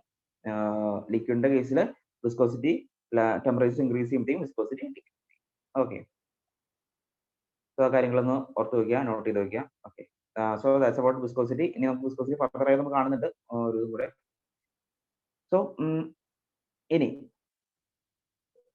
എന്താണ് ന്യൂട്ടൺസ് ലോ ഓഫ് വിസ്കോസിറ്റി നോക്കാം. So Newton's law of viscosity പറയുന്നത് the rate of the shear stress developed in a fluid is directly proportional to the velocity gradient എന്നാണ് പറയുന്നത്. Okay, so Newton's law of viscosity പറയുന്നത് the shear stress developed is directly proportional to the rate of change of shear strain, അല്ലെങ്കിൽ the shear stress is directly proportional to, or the shear stress developed is directly proportional to the velocity gradient. എന്താണ് velocity gradient നോക്കാം. അപ്പൊ gradient എന്ന് പറഞ്ഞാൽ നമുക്കറിയാം difference between velocity gradient എന്ന് പറഞ്ഞാൽ difference between എന്താണ് ഡിഫറൻസ് ഇൻ വെലോസിറ്റി ആണ്. സോ അതെന്താ നമുക്കൊന്ന് ഡീകോഡ് ചെയ്ത് കഴിഞ്ഞാൽ first of all assume that എന്താണ് the fluid is flowing in layers. അപ്പൊ ലെയർ ബൈ ലെയർ ആയിട്ടാണ് ഫ്ലൂയിഡ് ഫ്ലോ ചെയ്യുന്നത് വിചാരിക്കാം. You are assuming that the fluid is flowing layer by layer. So this is first layer, second layer, third layer, fourth layer. ഇതാണ് ഇതിന്റെ surface എന്ന് പറയുന്നതാണ്. Okay, അപ്പൊ സർഫസിൽ അതിന്റെ വെലോസിറ്റി എന്തായിരിക്കും? ഇത് ബൗണ്ടറി ആണ് അല്ലെങ്കിൽ സർഫസ് ആണ്. അപ്പൊ ഇതിൽ കൂടെ നമ്മൾ എന്താണ് ഫ്ലൂയിഡ് ഫ്ലോ ചെയ്യുന്നുണ്ട്. സോ സർഫസിലെ വെലോസിറ്റി എന്ന് പറഞ്ഞാൽ 0 ആയിരിക്കും. അതിന് തൊട്ട് മുകളിലുള്ള ലെയറിൽ എന്തായിരിക്കും വെലോസിറ്റി എന്ന് പറഞ്ഞാൽ എന്തായിരിക്കും? ലെറ്റ് ഇറ്റ് ബി u1, അല്ലെങ്കിൽ ഇത് നോക്കുക. So as the depth of the fluid increases, അല്ലെങ്കിൽ ഏറ്റവും ടോപ്പ് മോസ്റ്റ് ലെയറിൽ എന്തായിരിക്കും? it have the highest velocity. ഏറ്റവും ഹയസ്റ്റ് വെലോസിറ്റി എന്ന് പറഞ്ഞാൽ ടോപ്പ് ലെയറിലായിരിക്കും. അതിന്റെ താഴെ ചെറിയ വെലോസിറ്റി ആയിരിക്കും. അങ്ങനെ കുറച്ച് അതിന്റെ ഇവിടെ 0. സോ വി ഗോട്ട് എന്താണ് ഒരു ട്രയാങ്കുലർ വേരിയേഷൻ ആണ് വന്നിരിക്കുന്നത് അല്ലെ. നമ്മൾ സാധാരണ പ്രഷർ ഒക്കെ പറയാറുള്ള പോലെ ഒരു ട്രയാങ്കുലർ വേരിയേഷൻ ആണ് എന്ത് ആ ഒരു ട്രെൻഡ് നമുക്ക് കാണാനായിട്ട് സാധിക്കും അല്ലെ. സോ നമ്മുടെ ന്യൂട്ടൺസ് ലോ ഓഫ് വിസ്കോസിറ്റി പറയുന്നത് വേറൊന്നുമല്ല, ദ ഷിയർ സ്ട്രെസ് ഡെവലപ്ഡ്. അതായത് ഈ പറയുന്ന ഫ്ലൂയിഡിൽ ഷിയർ സ്ട്രെസ് ഡെവലപ്പ് ചെയ്യുന്നത് എങ്ങനെയാണ്? The shear stress develop is directly proportional to the velocity gradient. അതായത് ഇവിടുത്തെ വെലോസിറ്റി v ആണെന്നിരിക്കട്ടെ, ആൻഡ് ഇവിടുത്തെ വെലോസിറ്റി u ആണ്. ഓക്കെ, അപ്പൊ അങ്ങനെയാണെങ്കിൽ ദി വെലോസിറ്റി ഗ്രേഡിയന്റ് എന്ന് പറഞ്ഞാൽ എന്തായിരിക്കും? ഇവിടുത്തെ v ആണ്, ഇവിടുത്തെ u1 ആണെന്നിരിക്കട്ടെ. സോ v മൈനസ് u1 ആണ് വെലോസിറ്റി ഗ്രേഡിയന്റ് എന്ന് പറയുന്നത്. ഓക്കെ, അപ്പൊ ആ വെലോസിറ്റി ഗ്രേഡിയന്റ് പ്രൊപ്പോർഷണൽ ആയിരിക്കും അവിടെ ഉണ്ടാകുന്ന ഷിയർ സ്ട്രെസ് എന്ന് പറയുന്നത്. ഓക്കെ, അപ്പൊ ഫോർ എക്സാമ്പിൾ ഒരു റെസ്റ്റിലിരിക്കുന്ന ഒരു ഫ്ലൂയിഡ് ആണെന്ന് വിചാരിക്കാം. അപ്പൊ റെസ്റ്റിലിരിക്കുന്ന ഒരു ഫ്ലൂയിഡിലാണെങ്കിൽ എന്തായിരിക്കും? ഇവിടുത്തെ വെലോസിറ്റി ഗ്രേഡിയന്റ് ഉണ്ടാവോ? ഇല്ല. കാരണം റെസ്റ്റിലിരിക്കുന്ന ഫ്ലൂയിഡ് ആയതുകൊണ്ട് തന്നെ എന്താണ് വെലോസിറ്റി 0 ആയിരിക്കും. അപ്പോൾ അവിടെ എന്താണ്, there is no shear stress is developing for a fluid at rest. ഒരു റെസ്റ്റിലിരിക്കുന്ന ഒരു ഫ്ലൂയിഡിന് ഒരു കാരണവശാലും എന്താണ്, there will not be any shear stress developing. Why? Because there is no velocity gradient. അവിടെ ഓരോ ലെയറിലും all layers have equal velocity അല്ലെ. അപ്പൊ അങ്ങനെ ഈക്വൽ വെലോസിറ്റി ആണെങ്കിൽ എന്താണ്, there will not be any shear stress developing. shear stress develop ചെയ്യണമെങ്കിൽ എന്താണ്, there should be a velocity gradient. Okay. So അതാണ് ന്യൂട്ടൺസ് ലോ ഓഫ് വിസ്കോസിറ്റി പറയുന്നത്. ഒന്നല്ലേ ന്യൂട്ടൺസ് ലോ ഓഫ് വിസ്കോസിറ്റി ഇങ്ങനെ പറയാം, the shear stress is developed is directly proportional to the rate of change of shear strain എന്ന് പറയാം. അല്ലെങ്കിൽ എന്താണ്, the shear stress is developed is directly proportional to the velocity gradient. Okay. So അങ്ങനെയാണെങ്കിൽ നമുക്ക് mathematically എങ്ങനെ എഴുതാൻ പറ്റും, mathematically we can write it as like this. The shear stress developed is directly proportional to the velocity gradient. The velocity gradient എന്ന് പറഞ്ഞു കഴിഞ്ഞാൽ du by dy. What is u? U is a velocity and y is a depth. അപ്പൊ ഈ ഡെപ്തില്, within this depth, what will happen? The velocity is vary. Okay, velocity is vary. Each layer has different velocity. So this velocity gradient ആണ് എന്ത് സംഭവിക്കുന്നത്, ഈ velocity gradient ആണ് അവിടെ shear stress develop ചെയ്യുന്നത്. Okay. അപ്പോ കാരണം ഇപ്പൊ നമ്മൾ ഇങ്ങനെ ഒരു ഫ്ലൂയിഡ് ഉണ്ടെങ്കിൽ, ഇപ്പൊ ലെയർ ബൈ ലെയർ ആയിട്ട് പോകുന്ന ഫ്ലൂയിഡ് ഉണ്ടെങ്കിൽ, ഈ ലെയറിനും സെയിം വെലോസിറ്റി ആണ് എങ്കിൽ what will happen, there will not be any, എന്താണ്, അവിടെ ഒരു ഡിഫറൻസ് ഇല്ല, അവിടെ ഒരു ഗ്രേഡിയന്റ് ഒരു ഡിഫറൻസ് ഇല്ലാത്തതുകൊണ്ട് തന്നെ സംഭവിക്കും, അവിടെ ഷിയർ സ്ട്രെസ് ഡെവലപ്പ് ചെയ്യില്ല. ഓക്കെ. ഷിയർ സ്ട്രെസ് ഡെവലപ്പ് ചെയ്യണമെങ്കിൽ ഈ ലെയറും തമ്മിൽ എന്താണ്, ഒരു വെലോസിറ്റി ഡിഫറൻസ് വേണം. അപ്പൊ അങ്ങനെ ഉണ്ടെങ്കിൽ മാത്രമാണ് ഇവിടെ തമ്മിൽ ഈ ഒരു റെസിസ്റ്റൻസ് ഡെവലപ്പ് ചെയ്യുള്ളൂ, ഇന്റർണൽ റെസിസ്റ്റൻസ് ഡെവലപ്പ് ചെയ്യുള്ളൂ. ഓക്കെ. അപ്പൊ അതാണ് പറയുന്നത്, ഒരു തിയറി പറയുന്നത്. Okay.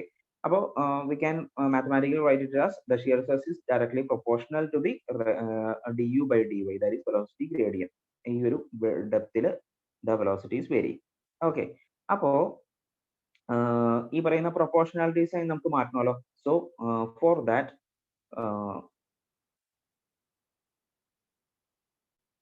so we got top proportionality du by dy. So in order to change the proportionality sign, we have to multiply it with a constant. Okay. അപ്പൊ അങ്ങനത്തെ ഒരു proportionality constant ആണ് ഇവിടെ mu എന്നുള്ളത്. That is tau is equal to mu into du by dt. So what is mu?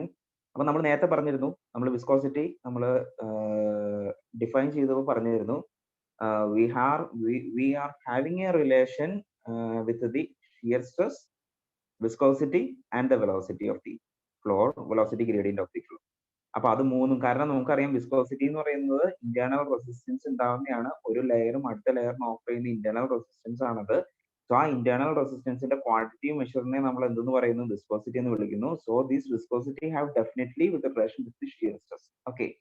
So now tau is equal to mu into du by dy, and this mu is known as absolute viscosity or dynamic viscosity or coefficient of viscosity. Now മൂന്ന് terms ആണ് ഈ mu അറിയപ്പെടുന്നത്.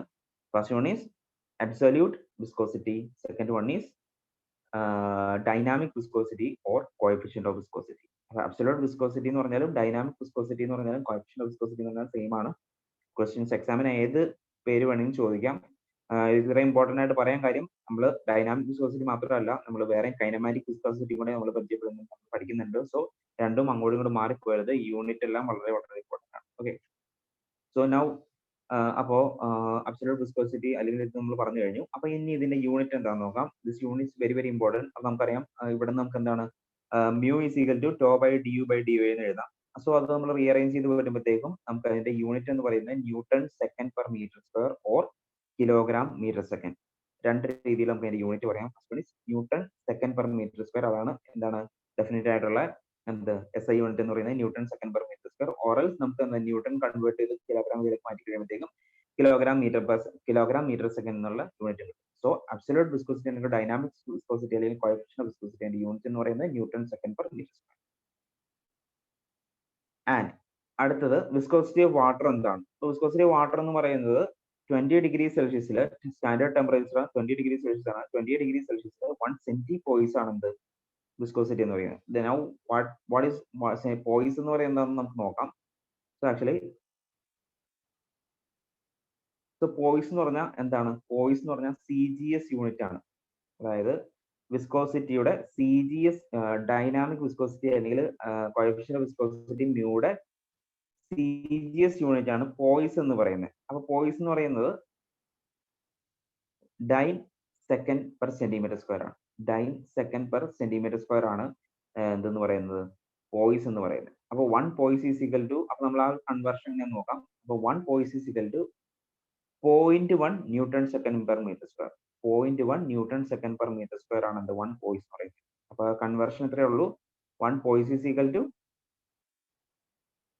1 poise is equal to എന്താണ് 0.1 newton second per metre square. Okay, അപ്പൊ SI unit ആയിട്ട് convert ചെയ്യണമെങ്കിൽ പോയിസിനെ 0.1 വെച്ച് മൾട്ടിപ്ലൈ ചെയ്താൽ മതി. സോറി, പോയിസിലേക്ക് കൺവേർട്ട് ചെയ്യണമെങ്കിൽ SI യൂണിറ്റിനെ 0.1 വെച്ച് മൾട്ടിപ്ലൈ ചെയ്താൽ മതി. ഓക്കെ, സോ ആ ഒരു കൺവേർഷനും യൂണിറ്റും ഒരുപോലെ അറിഞ്ഞിരിക്കുക. Very very important. എപ്പോഴും ചോദിക്കുന്നതാണ്, ക്വസ്റ്റ്യൻസ് ചോദിക്കുന്നതാണ്. Now we have to familiar with എന്താണ് കൈനമാറ്റിക് വിസ്കോസിറ്റി. അപ്പൊ നമ്മൾ ഡൈനാമിക് വിസ്കോസിറ്റി പറഞ്ഞു. അപ്പൊ നമുക്ക് ഇനി എന്താ കൈനമാറ്റിക് വിസ്കോസിറ്റി എന്ന് പറയും. Kinematic viscosity is nothing but എന്താണ് മ്യൂ ബൈ റോ ആണ്. അതായത് എന്താണ് dynamic viscosity divided by density. Dynamic viscosity divided by density ആണ് എന്ത് ഈ പറയുന്ന കൈനമാറ്റിക് വിസ്കോസിറ്റി എന്ന് പറയുന്നത്. Okay, so kinematic viscosity nu is equal to mu by rho. അപ്പൊ അതിന്റെ യൂണിറ്റ് എന്തായിരിക്കും? സിമ്പിൾ, നമ്മൾ എന്തെങ്കിലും മീറ്റർ സ്ക്വയർ പെർ സെക്കൻഡ് അല്ലെങ്കിൽ സ്റ്റോക്സ്. സ്റ്റോക്സ് എന്ന് പറയുന്നത് CGS യൂണിറ്റ് ആണ്. സ്റ്റോക്സ് എന്ന് പറയുന്നത് CGS യൂണിറ്റ് ആണ്. മീറ്റർ സ്ക്വയർ പെർ സെക്കൻഡ് ആണ് എന്ത് SI യൂണിറ്റ്. സ്റ്റോക്സ് എന്ന് പറയുന്നത് എന്താണ് CGS യൂണിറ്റ് ആണ്. സോ 1 സ്റ്റോക്സ് എന്ന് പറയുന്നത് 1 സെന്റിമീറ്റർ സ്ക്വയർ പെർ സെക്കൻഡ് അല്ലെങ്കിൽ 10⁻⁴ മീറ്റർ സ്ക്വയർ പെർ സെക്കൻഡ്. അപ്പൊ കൺവേർഷൻ നോക്കി വെക്കുക. Metre square per second SI unit, stokes എന്ന് പറയുന്നത് CGS unit. 1 stokes is equal to 1 centimetre square per second or 10⁻⁴ metre per second.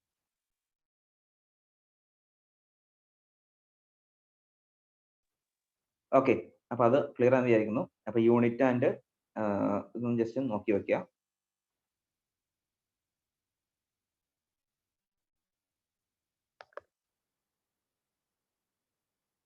So നമ്മൾ എന്താ കണ്ടു? Viscosity നമ്മൾ കണ്ടു. വിസ്കോസിറ്റി എന്താണെന്ന് കണ്ടു. വിസ്കോസിറ്റി കഴിഞ്ഞിട്ട് നമ്മൾ എന്ത് ചെയ്തു?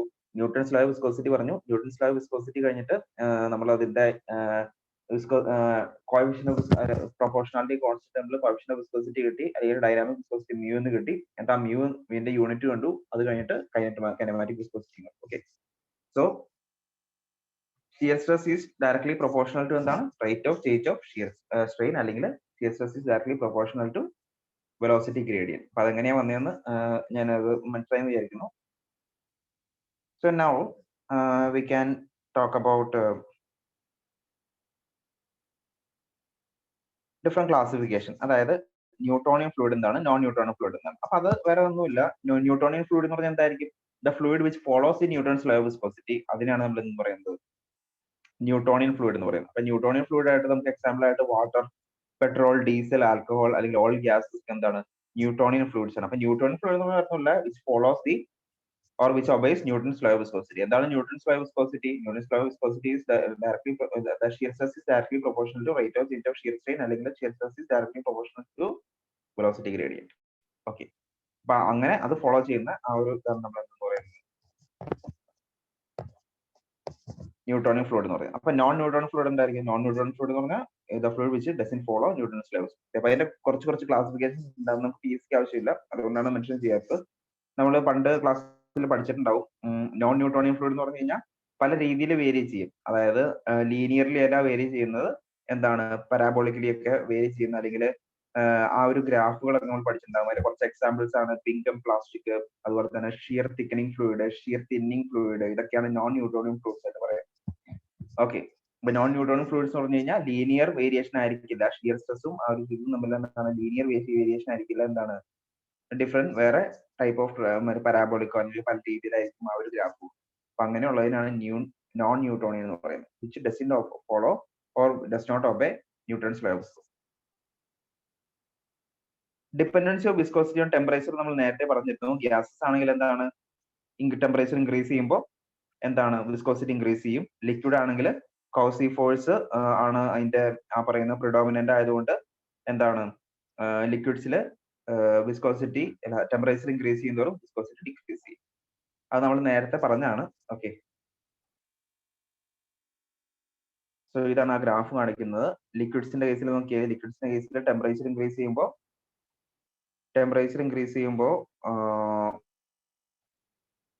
വിസ്കോസിറ്റി ഡിക്രീസ് ചെയ്യാണ്.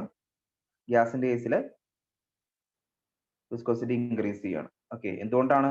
ഗ്യാസിൽ മോളിക്കുലർ മൊമെന്റം ട്രാൻസ്ഫർ ആണ്. ആ കൊളീഷൻ ഓർക്കുക, collision number of collision gas particles എന്താണ് ടെമ്പറേച്ചർ ഇൻക്രീസ് ചെയ്യുന്നതോടും നമ്പർ ഓഫ് കൊളീഷൻസ് ഇൻക്രീസ് ചെയ്യും. നമ്പർ ഓഫ് കൊളീഷൻസ് ഇൻക്രീസ് ചെയ്യുമ്പോഴത്തേക്ക് എന്താണ് ആ ഫ്ലോ ചെയ്യാനുള്ള പ്രോപ്പർട്ടി നഷ്ടാവുകയാണ് ചെയ്യുന്നത് അല്ലെ. കൊളീഷൻസ് ഇൻക്രീസ് ചെയ്യുമ്പോൾ ഒരു ഇന്ററാക്ഷൻ പോലെ വരും. അതുകൊണ്ടാണ് അവിടെ എന്ത് ചെയ്യുന്നത് വിസ്കോസിറ്റി ഇൻക്രീസ് ചെയ്യുന്നത്. Okay, now we can move to the next property, that is surface tension. അപ്പൊ എന്താണ് സർഫസ് ടെൻഷൻ? നമ്മൾ പഴയ ക്ലാസ്സുകളിൽ പഠിക്കുന്നതാണ് എന്താണ് സർഫസ് ടെൻഷൻ എന്നുള്ള കാര്യം. സോ സർഫസ് ടെൻഷൻ എന്ന് പറഞ്ഞാൽ it's a cohesive force between the അതിന്റെ റീസൺ എന്ന് പറയുന്നത് cohesive force between the molecules തമ്മിലുള്ള ഒരു കോഹസീവ് ഫോഴ്സ് മൂലമാണ് സർഫസ് ടെൻഷൻ വരുന്നത്. സോ എന്താണ് ബേസിക്കലി സർഫസ് ടെൻഷൻ ആദ്യം പറയാം. So it's a force required to maintain unit length of film in equilibrium. അതിനു മുമ്പായിട്ട് നമുക്കറിയാം സർഫസ് ടെൻഷൻ എന്ന് പറഞ്ഞാൽ എന്താണ് ഒരു എക്സ്റ്റേണൽ ഫോഴ്സ് വരുമ്പോൾ ആ എക്സ്റ്റേണൽ ഫോഴ്സിനെ റെസിസ്റ്റ് ചെയ്യാനായിട്ട് ആ ഫ്ലൂയിഡിന്റെ സർഫസിൽ ക്രിയേറ്റ് ചെയ്യുന്ന ടെൻസൈൽ ഫോഴ്സിനെയാണ് നമ്മൾ സർഫസ് ടെൻഷൻ എന്ന് പറയുന്നത്. For example, take the case of A water molecule. ഒരു വാട്ടർ മോളിക്യൂളിന്റെ ഒരു കേസ് എടുക്കുക, and it is resting on the surface. Okay, അപ്പൊ അത് സർഫസിൽ റെസ്റ്റ് ചെയ്യുകയാണ്. സോ അവിടുത്തെ എക്സ്റ്റേണൽ ഫോഴ്സ് എന്ന് പറഞ്ഞാൽ എന്താണ്? ഞാൻ ഉദ്ദേശിച്ച എക്സ്റ്റേണൽ ഫോഴ്സ് ഉദ്ദേശിക്കുന്നത് ഈ സർഫസിൽ നിന്ന് അവിടെ ഇതിലേക്ക് വരുന്നു. അപ്പൊ ഈ വാട്ടർ മോളിക്യൂളിനെ ആ ഒരു ഇതിലേക്ക് ഈ അല്ലെങ്കിൽ ആ ഒരു സർഫസിലേക്ക് അല്ലെങ്കിൽ വാട്ടർ മോളിക്യൂളിനെ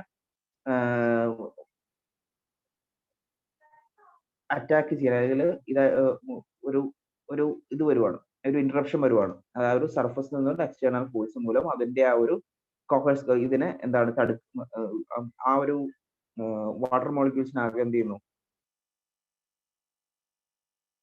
ഓക്കെ, സോ ഈ പറയുന്ന എക്സ്റ്റേണൽ ഫോഴ്സസ് നമുക്ക് അറ്റ്മോസ്ഫിയറിൽ നിന്ന് വരുന്ന എക്സ്റ്റേണൽ ഫോഴ്സസിനെ റെസിസ്റ്റ് ചെയ്യാൻ ഇന്റേണലി ക്രിയേറ്റ് ചെയ്യുന്ന അല്ലെങ്കിൽ സർഫസിൽ ക്രിയേറ്റ് ചെയ്യുന്ന ആ ഒരു ടെൻസൈൽ ഫോഴ്സ്, അതാണ് സർഫസ് ടെൻഷൻ എന്ന് പറയുന്നത്. സോ ഈ ടെൻസൈൽ ഫോഴ്സ് ക്രിയേറ്റ് ചെയ്യാൻ കാരണം എന്താണ്? ഈ ടെൻസൈൽ ഫോഴ്സ് ക്രിയേറ്റ് ചെയ്യാൻ കാരണം എന്ന് പറയുമ്പോഴത്തേക്ക് എന്താണ്? കാരണം ഇവിടെ എക്സ്റ്റേണലി ഒരു ഫോഴ്സ് വരുന്നു. ആ എക്സ്റ്റേണൽ ഫോഴ്സ് വരുമ്പോഴത്തേക്കും ഇന്റേണൽ ആ പറയുന്ന വാട്ടർ മോളിക്യൂൾസ് തമ്മിലുള്ള കോഹസീവ് ഫോഴ്സ് ഉണ്ടല്ലോ, കോഹസീവ് ഫോഴ്സ് എന്ത് ചെയ്യും? ഇൻക്രീസ് ചെയ്യും. കാരണം ആ ഒരു ഫുൾ യൂണിറ്റ് ആയിട്ട് നിന്നിട്ട് എന്ത് ചെയ്യും? ഇതിനെ റെസിസ്റ്റ് ചെയ്യും. അപ്പൊ അങ്ങനെ റെസിസ്റ്റ് ചെയ്യാൻ വേണ്ടി റെസിസ്റ്റൻസ് അങ്ങനെ ആ ഒരു സർഫസിൽ ക്രിയേറ്റ് ചെയ്യുന്ന ആ ഒരു ഇന്റേണൽ റെസിസ്റ്റൻസ് അല്ലെങ്കിൽ ഒരു ടെൻസൈൽ ഫോഴ്സ്, അതിനാണ് സർഫസ് ടെൻഷൻ എന്ന് പറയുന്നത്. ഓക്കെ, അപ്പൊ basically it is due to the attack from the external force മൂലം വരുന്ന അറ്റാക്കിനെ റെസിസ്റ്റ് ചെയ്യാൻ വരുന്ന ഇന്റേണലി അതിന്റെ സർഫസിൽ വരുന്ന ആ ഒരു ഫോഴ്സിനാണ് എന്തെന്ന് പറയുന്നത് സർഫസ് അല്ലെങ്കിൽ ടെൻസൈൽ ഫോഴ്സിനാണ് സർഫസ് ടെൻഷൻ എന്ന് പറയുന്നത്. അപ്പൊ സർഫസ് ടെൻഷൻ എന്ന് പറയുമ്പോഴത്തേക്കും ടെൻസൈൽ ഫോഴ്സ് ആണ് ക്രിയേറ്റ് ചെയ്യുന്നത്. ഓക്കെ,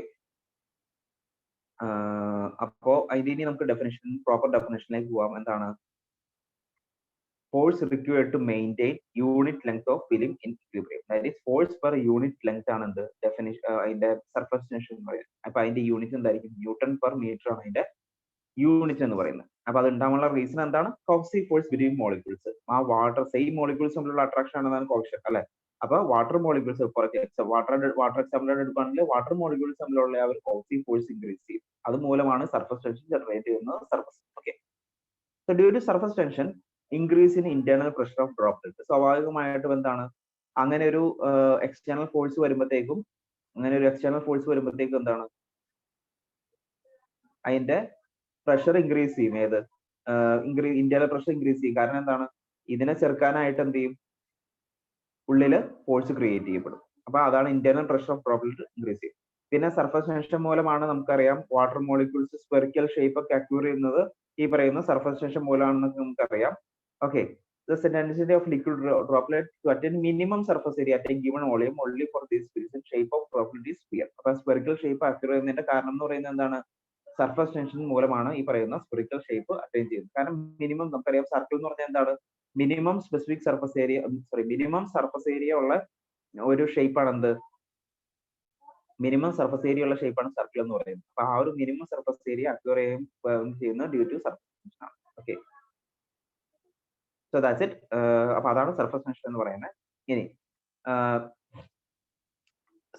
സർഫസ് ടെൻഷൻ നമ്മൾ ടെമ്പറേച്ചർ ആയിട്ട് എങ്ങനെ നോക്കാം. അപ്പോൾ so if the temperature increases cohesive force decreases and this will result in A decrease in surface tension. അപ്പൊ നമുക്ക് ഇതിന്റെ ബേസിക് എക്സാമ്പിൾ നമുക്കറിയാം എന്താണ്, ഈ പറയുന്ന ഈ നമ്മൾ ഭയങ്കരമായിട്ട് അഴുക്കായിട്ടുള്ള ഡ്രസ്സൊക്കെ എന്ത് ചെയ്യും, നമ്മൾ ടെമ്പറേച്ചർ ആദ്യം തന്നെ ചൂടുവെള്ളത്തിലിട്ട് നമ്മൾ കഴുകും. സോ എന്തിനു വേണ്ടിയിട്ടാണ്, in order to reduce surface tension. Surface tension reduce ചെയ്യാൻ വേണ്ടിയിട്ട്. കാരണം നമുക്കറിയാം ഈ പറയുന്ന ഡ്രസ് മൈന്യൂട്ട്, അതിന്റെ ഡ്രസ്സിലുള്ള മൈന്യൂട്ട് പോയിന്റ്സിലേക്ക് ഇത് എത്തണമെങ്കിൽ എന്ത് സംഭവിക്കണം. അപ്പോ ഫോർ എക്സാമ്പിൾ പറയുകയാണെങ്കിൽ ഇപ്പൊ ഒരു അഴുക്കായിട്ടുള്ള ഡ്രസ് ആണെങ്കിൽ അപ്പൊ ആ ഡ്രസ്സ് ആദ്യം തന്നെ നമ്മൾ എന്ത് ചെയ്യും, ചൂടുവെള്ളത്തിലോട്ട് ഇട്ട് കഴിയുമ്പോഴത്തേക്കും വാട്ട് വിൽ ഹാപ്പൻ. കാരണം ഈ പറയുന്ന ഡ്രസ്സിൽ എന്താണ് മൈന്യൂട്ട് പോയിന്റ്സ് ഉണ്ടാവില്ലേ. അപ്പൊ മൈന്യൂട്ട് പോയിന്റ്സ് ഈ പറയുന്ന എക്സ്റ്റേണൽ ഫോഴ്സ് എന്ന് പറയുന്നത് ഈ പറയുന്ന ഡേർട്ടി ആയിട്ടുള്ള ഇതാണ്, അഴുക്കാണ്. സോ അതിനെ റെസിസ്റ്റ് ചെയ്യാനായിട്ട് ഈ വോയിഡ്സ് എന്ത് ചെയ്യും, വോയിഡ്സ് അതിൽ ആ കോസീവ് ഫോഴ്സ് മൂലം വോയിഡ്സിലേക്ക് എന്താണ് വെള്ളം, സാധാ നമ്മളിപ്പോ കോൾഡ് തണുപ്പുള്ള വെള്ളം ഒഴിക്കുകയാണെങ്കിൽ എന്താണ് അത് ആ വോയിഡ്സ് ഓപ്പൺ ആവില്ല. ആ ഒരു ചെറിയ മൈന്യൂട്ട് വോയിഡ്സ് ആണല്ലോ, സോ അത് ഓപ്പൺ ആവില്ല. അപ്പൊ ആ ഓപ്പൺ ആവാത്ത പക്ഷേ നമ്മൾ എന്ത് ചെയ്യും, ടെമ്പറേച്ചർ ചൂടുവെള്ളം നമ്മൾ ഒഴിക്കുകയാണെങ്കിൽ ആ വോയിഡ്സ് അവിടെ ഉള്ള സർഫസ് ടെൻഷൻ അതിനെ കുറയ്ക്കാനായിട്ട്, സർഫസ് ടെൻഷൻ കുറച്ച് കഴിയുമ്പോഴത്തേക്കും സ്വാഭാവികമായിട്ടും നമുക്ക് എന്ത് ചെയ്യാൻ പറ്റും, കൂടുതൽ എഫക്റ്റീവ് ആയിട്ട് ആ ഒരു ഇത് ക്ലീൻ ചെയ്തെടുക്കാനായിട്ട് സാധിക്കും. സോ അതൊരു ബേസിക് എക്സാമ്പിൾ ആണ്. ടെമ്പറേച്ചർ ഇൻക്രീസ് ചെയ്യുമ്പോൾ എന്താണ് കോസീവ് ഫോഴ്സ് ഡിക്രീസ് ചെയ്യും. അതുപോലെ തന്നെ ഡിറ്റർജൻസ് യൂസ് ചെയ്യുന്നത് എന്തിനു വേണ്ടിയിട്ടാണ്, നമ്മൾ ഡിറ്റർജൻസ് യൂസ് ചെയ്യുന്നത് എന്തിനു വേണ്ടിയിട്ടാണ് ക്ലോത്തിൽ, അതും ഒരു സർഫസ് ടെൻഷൻ കുറയ്ക്കാൻ വേണ്ടിയിട്ടാണ്. സർഫസ് ടെൻഷൻ കുറയ്ക്കാൻ വേണ്ടിയിട്ടാണ് നമ്മൾ ഈ പറയുന്ന ഡിറ്റർജൻസ് യൂസ് ചെയ്യുന്നത്. ഡിറ്റർജൻസ് യൂസ് ചെയ്യുമ്പോൾ അത് തമ്മിലുള്ള കെമിക്കൽ റിയാക്ഷൻ എന്ന് കഴിയുമ്പോഴത്തേക്കും വോയിഡ്സ് എന്താണ്, വോയിഡ്സിലേക്ക് വെള്ളം ഇറങ്ങി ചെല്ലാൻ, വാട്ടർ ഇറങ്ങി ചെല്ലാൻ പാകത്തിലുള്ള സ്ഥിതി വരും. ഓക്കെ, നമുക്കറിയാം water is A best purifier അല്ലെ. വാട്ടർ എന്ന് പറഞ്ഞാലാണ് ഏറ്റവും ബെസ്റ്റ് പ്യൂരിഫയർ ആണ്. അപ്പൊ ആ ഒരു പ്യൂരിഫയർ ഉപയോഗിക്കുമ്പോൾ പിന്നെ നമ്മൾ എന്തിനാണ് ഡിറ്റർജൻസ് യൂസ് ചെയ്യുന്നത്. സോ ഡിറ്റർജൻസ് യൂസ് ചെയ്യുന്നത് എന്തിനാണ്, അത് മറ്റേ പ്യൂരിഫൈ ചെയ്യാനല്ല, in order to reduce surface tension. ബാക്കിയെല്ലാം ചെയ്യുന്നത് വാട്ടർ ആണ്. വാട്ടർ ആ ഒരു മൈന്യൂട്ട് വോയിഡ്സിലേക്ക് ഇറങ്ങി ചെല്ലാൻ പാകത്തിന് ആക്കുന്ന ആ ഒരു പരിപാടിയാണ് എന്ത്, ഡിറ്റർജൻസ് ചെയ്യുന്നത്. ഓക്കെ, സോ അതാണ് സർഫസ് ടെൻഷൻ. സോ അതാണ് ആ ഒരു കോൺസെപ്റ്റ് എന്ന് പറയുന്നത്. Okay, so that's about surface tension. അടുത്തത് ഇത് സർഫസ് ടെൻഷന്റെ ഒരു ചെറിയ എന്താണ് ഈ എന്താ പറയാ ഡെഫിനിഷൻ പറയാ, സോറി, 2 ഇക്വേഷൻ പറയുന്നുണ്ട്. അത് ഇമ്പോർട്ടന്റ് ആണ്, ചില എക്സാമിന് ചോദിച്ചു കണ്ടിട്ടുണ്ട്. So due to the surface tension pressure inside the bubble become higher than external atmosphere pressure. ആ സർഫസ് ടെൻഷൻ മൂലം എന്താണ് ഇന്റേണൽ പ്രഷർ നമ്മൾ ഇൻക്രീസ് ചെയ്യുന്നു പറഞ്ഞു. അപ്പൊ ഇന്റേണൽ പ്രഷർ ഇൻക്രീസ് ചെയ്യുന്നത് എന്താണ് അറ്റ്മോസ്ഫിയറിക് പ്രഷറിനേക്കാളും ഇൻക്രീസ് ചെയ്യും. അപ്പൊ എക്സസ് പ്രഷർ എന്ന് പറഞ്ഞാൽ എന്താണ്, internal pressure minus external pressure. Internal പ്രഷറും എക്സ്റ്റേണൽ പ്രഷറും തമ്മിലുള്ള ഡിഫറൻസ് ആണ് എന്ന് പറയുന്നത് എക്സസ് പ്രഷർ എന്ന് പറഞ്ഞാൽ. സോ ഫോർ സോപ്പ് ബബിൾ അതെന്ന് പറയുന്നത് നമ്മൾ എക്സസ് പ്രഷർ എങ്ങനെ കണ്ടുപിടിക്കും, excess pressure is equal to 4 sigma by R ആണ് ഇൻഡിക്കേഷൻ. ഇനി ലിക്വിഡ് ഡ്രോപ്ലെറ്റ് ആണെങ്കിലോ 2 സിഗ്മ ബൈ ആർ ആയിരിക്കും. ഓക്കെ, അപ്പൊ സോപ്പ് ബബിൾ ആണെങ്കിൽ 4 sigma by R, liquid droplet ആണെങ്കിൽ 2 sigma by R. Okay, soap ബബിളിൽ സോപ്പിന്റെ സർഫസും കൂടി അതിനകത്ത് കവർ ചെയ്തു, അതുകൊണ്ടാണ് 4 സിഗ്മ ബൈ ആർ വരുന്നത്. ലിക്വിഡ് ഡ്രോപ്ലെറ്റ് ആണെങ്കിൽ 2 സിഗ്മ ബൈ ആർ. ഓക്കെ, ഒറ്റ ഇതുള്ളൂ സർഫസ്. ഓക്കെ, അതാണ് 2 സിഗ്മ ബൈ ആർ വരുന്ന കാര്യം. ഇതിനകത്ത് സിഗ്മ എന്ന് പറഞ്ഞാൽ സർഫസ് ടെൻഷൻ ആണ്, ആൻഡ്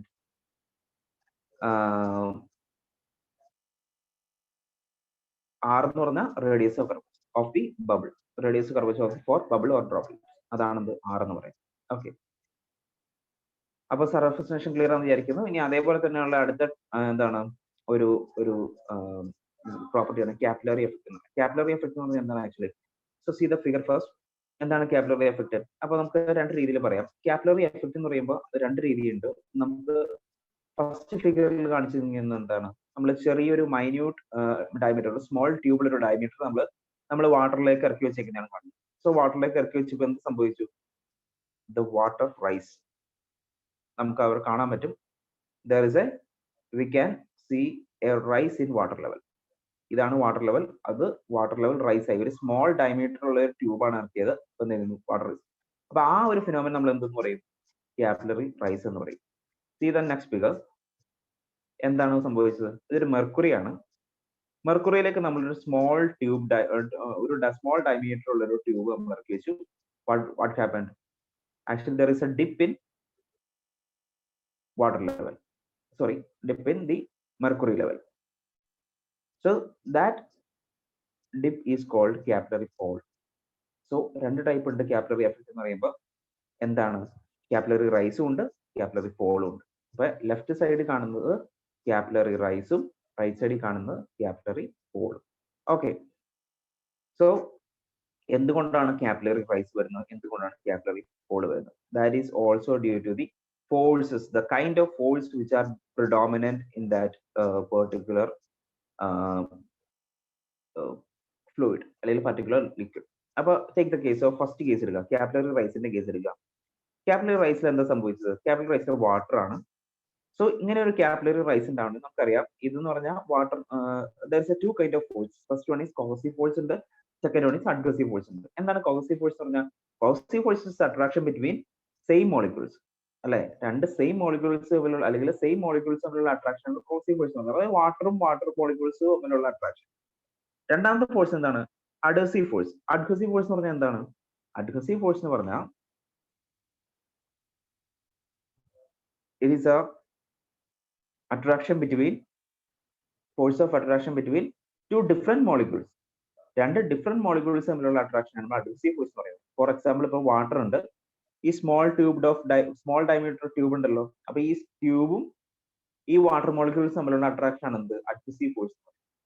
സോ എന്താണ് അപ്പൊ ഈ പറഞ്ഞ കാപ്പിലറി റൈസ് ഉണ്ടാവാനുള്ള കാരണം എന്താണ്?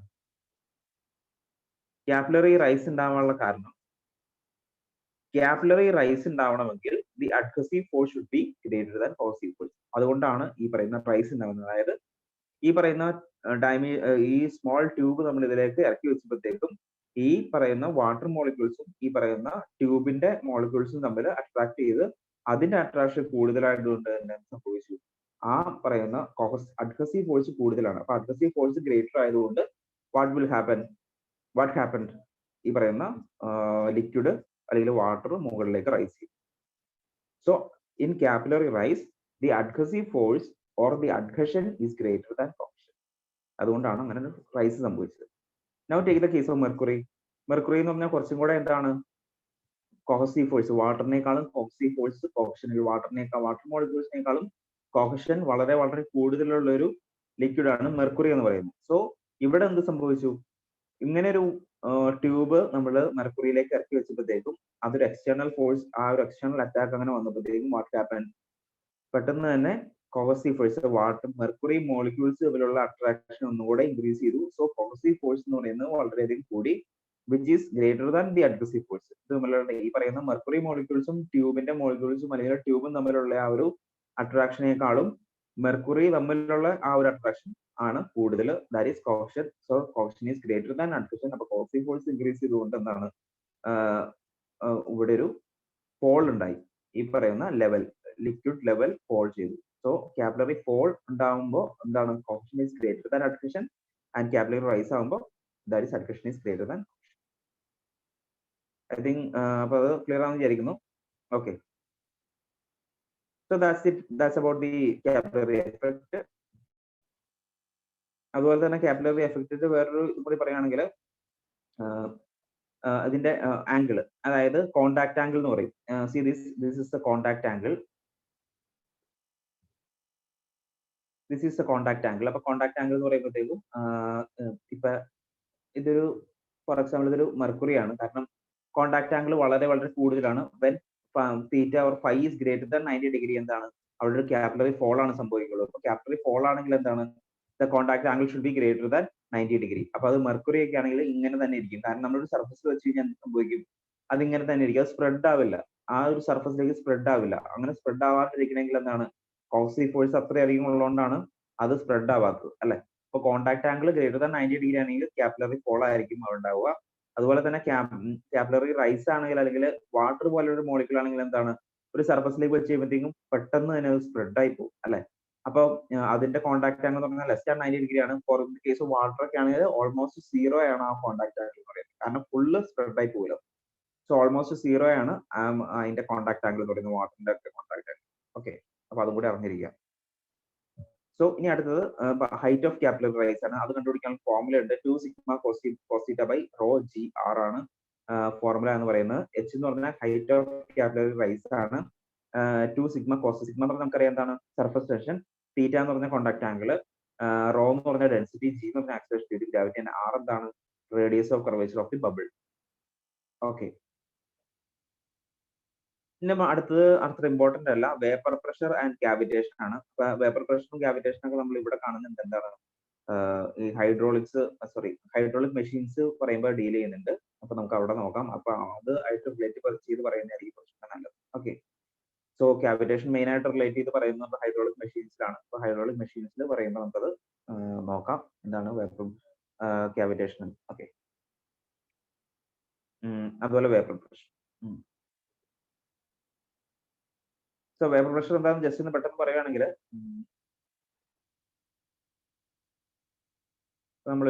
ഇതൊരു കണ്ടെയ്നറിൽ നമ്മൾ വാട്ടർ വെച്ചേക്കാണ്. ഏതൊരു ക്ലോസ്ഡ് കണ്ടെയ്നർ വിചാരിക്കുക.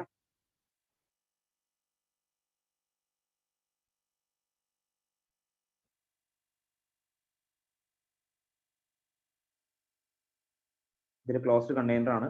ഇത്രയും വാട്ടർ ഉണ്ട്. ഓക്കെ, ഇത്രയും സ്പേസ് വേക്കന്റ് ആണ്. ഇതിന് ക്ലോസ്ഡ് കണ്ടെയ്നർ. ഓക്കെ, നമ്മൾ ടെമ്പറേച്ചർ അപ്ലൈ ചെയ്യുന്നുണ്ട്. ഓക്കെ, ഇത്രയും ഇതിന്റെ ബാക്കിയുള്ള ഈ സ്പേസ് വേക്കന്റ് ആണ്, ഫ്രീ ആണ്. അപ്പോൾ ടെമ്പറേച്ചർ കൂടുമ്പോൾ എന്ത് സംഭവിക്കും? സ്വാഭാവികമായിട്ടും ഇവാപറേഷൻ സംഭവിക്കും. അപ്പൊ അങ്ങനെ മോളിക്യൂൾസ് ഇവാപറേറ്റ് ചെയ്ത് മുകളിലേക്ക് പോകും. ഓക്കെ, അങ്ങനെ ഇവാപറേറ്റ് മുകളിലേക്ക് പോയി ഫൈനലി എന്ത് ചെയ്യും? ഇവിടെ വേപ്പർ മോളിക്യൂൾസ് ഫോം ചെയ്യും അല്ലെ? ഈ ഭാഗത്ത് വേപ്പർ മോളിക്യൂൾസ് ഫോം ചെയ്യും.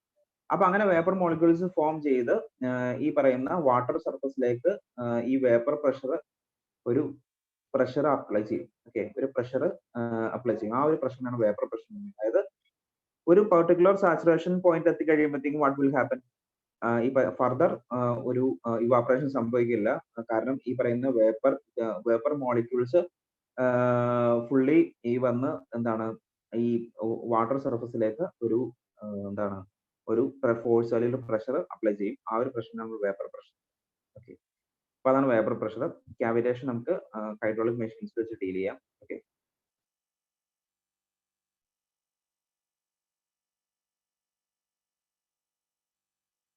Okay, so that's it. ഇനി എന്താണ് ബൾക്ക് മോഡുലസ് ഓഫ് ഇലാസ്റ്റിറ്റി എന്ന് പറഞ്ഞാൽ? ബൾക്ക് മോഡുലസ് ഓഫ് ഇലാസ്റ്റിറ്റി എന്ന് പറഞ്ഞാൽ വേറൊന്നുമല്ല, compressibility of the liquid is measured by the bulk modulus of elasticity. Sorry, okay, അപ്പൊ കംപ്രസിബിലിറ്റി മെഷർ ചെയ്യുന്ന ഒരു ഇതാണ് ബൾക്ക് മോഡുലസ് ഓഫ് ഇലാസ്റ്റിറ്റി എന്ന് പറഞ്ഞാൽ നമ്മൾ കെ ആയിട്ടാണ് ഡിനോട്ട് ചെയ്യുന്നത്. ഇത് നമ്മൾ പഠിച്ചിട്ടുണ്ട്. നമ്മൾ നേരത്തെ സ്ട്രെങ്ത് മെറ്റീരിയൽസ് ഒക്കെ ആദ്യം കാണുന്നതാണ് bulk modulus of elasticity, Young's modulus, പിന്നെ മോഡുലസ് ഓഫ് റിജിഡിറ്റി. അപ്പൊ bulk modulus of elasticity is related to എന്താണ്? Volume of the fluid. അപ്പൊ വോളിയം ആയിട്ട് റിലേറ്റ് ചെയ്തുകൊണ്ടാണ് നമ്മൾ ഇവിടെ പറയുന്നത്. എന്താണ്? It is the compressive stress divided by volumetric strain. Okay, compressive സ്ട്രെസ്സും വോളിയോമെട്രിക് സ്ട്രെയിൻ തമ്മിലുള്ള റേഷ്യോ ആണ് ബൾക്ക് മോഡുലസ് ഓഫ് ഇലാസ്റ്റിറ്റി എന്ന് പറയുന്നതിൽ സിംപ്ലി ബൾക്ക് മോഡുലസ് എന്ന് പറയുന്നത്. ഓക്കെ, അപ്പോ ഒരു ട്രൂലി ഇൻകംപ്രസിബിൾ സബ്സ്റ്റൻസ് ആണെങ്കിൽ എന്താണ്? ഡെൽറ്റ വി ബൈ വി എന്ന് പറഞ്ഞാൽ 0 ആയിരിക്കും. അപ്പോൾ ബൾക്ക് മോഡുലസ് എന്ന് പറഞ്ഞാൽ എന്തായിരിക്കും? ഇൻഫിനിറ്റി ആയിരിക്കും. അപ്പൊ ഇൻകംപ്രസിബിൾ ഒരു സബ്സ്റ്റൻസ് അല്ലെങ്കിൽ ഇൻകംപ്രസിബിൾ ഫ്ലൂയിഡ് ആണെങ്കിൽ ബൾക്ക് മോഡുലസ് എന്ന് പറയുന്നത് ഇൻഫിനിറ്റി ആയിരിക്കും. കാരണം ഡെൽറ്റ വി ബൈ വി എന്ന് പറഞ്ഞാൽ 0 ആയിരിക്കും. ഓക്കെ, അതായത് change in volume by original volume. ഇപ്പൊ ചേഞ്ച് ഇൻ വോളിയം ഉണ്ടാവില്ല. So it is 0. So bulk modulus എന്ന് പറഞ്ഞാൽ ഇൻഫിനിറ്റി ആയിരിക്കും. ഓക്കെ, പിന്നെ ടെമ്പറേച്ചർ ആയിട്ടുള്ള ഒരു ഇതെങ്ങനെയാണ്? For liquid k increases with increase in with decrease in temperature. K increase ചെയ്യുമ്പോഴത്തേക്കും എന്താണ് ടെമ്പറേച്ചർ ഡിക്രീസ് ചെയ്യുകയാണെങ്കിൽ K increasing, bulk molecular velocity increase. Okay. For gases, K increases with the increase in temperature. അപ്പോൾ bulk modulus എന്താണ് increase ചെയ്യും, temperature increase ചെയ്യുന്നത്. Okay. അപ്പൊ ലിക്വിഡിലും ഗ്യാസിലും different ആണ്, വിസ്കോസിറ്റിനെ പോലെ തന്നെയാണ്. ഓക്കെ. അപ്പൊ അതൊന്ന് നോട്ട് ചെയ്ത് വെക്കാം. ഓക്കെ. ഓക്കെ. അപ്പൊ നമ്മൾ പ്രോപ്പർട്ടീസ് ഓഫ് ഫ്ലൂയിഡ്സ് എല്ലാം തന്നെ കവർ ചെയ്തു. നമുക്കിനി അടുത്ത പാർട്ടിലേക്ക് പോവാം. അപ്പൊ അടുത്ത പാർട്ട് എന്ന് പറയുന്നത്, നമ്മൾ ഫസ്റ്റ് പാർട്ട് നമ്മൾ പഠിക്കുന്നത് എന്താണ്, ഫ്ലൂയിഡ് സ്റ്റാറ്റിക്സ് ആണ്. അപ്പൊ ഫ്ലൂയിഡ് സ്റ്റാറ്റിക്സ് എന്ന് പറയുമ്പോൾ തന്നെ നമുക്കറിയാം എന്താണ് സ്റ്റാറ്റിക്സ് എന്ന് പറയുന്നത്.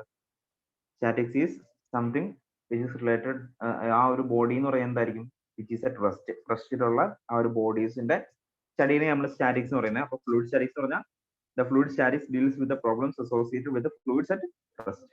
അപ്പൊ റെസ്റ്റ് ആയിരിക്കും, റെസ്റ്റിലിരിക്കുന്ന ഫ്ലൂയിഡിന്റെ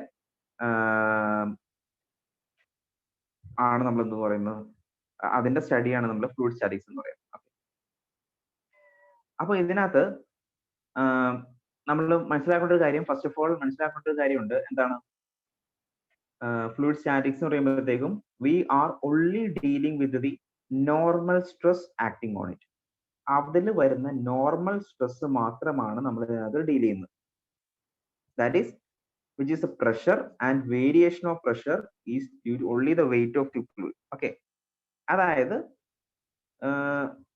നമ്മൾ നോർമൽ സ്ട്രെസ് മാത്രമേ ഡീൽ ചെയ്യുന്നുള്ളൂ. We are not dealing with the shear stress. എന്തുകൊണ്ടാണ് ഷിയർ സ്ട്രെസ് നമ്മൾ ഡീൽ ചെയ്യാത്തത്? Because we know that the shear stress is developed only due to the rate of change of shear strain, or the change is proportional to the velocity gradient. അപ്പോൾ റെസ്റ്റിലിരിക്കുന്ന ഒരു ബോഡിക്ക് എന്താണ് velocity gradient? Velocity gradient 0 ആയിരിക്കുമല്ലോ, കാരണം റെസ്റ്റിലുള്ള ബോഡിയും velocity 0 ആയിരിക്കും. So there will not be any shear stress generating. So we are only dealing with normal stress. So അതാണ് fluid സ്റ്റാറ്റിക്സിന്റെ ഒരു ഇതെന്ന് പറഞ്ഞാൽ, നോർമൽ സ്ട്രെസ് മാത്രമേ നമ്മൾ ചെയ്യുന്നത്. ഓക്കെ.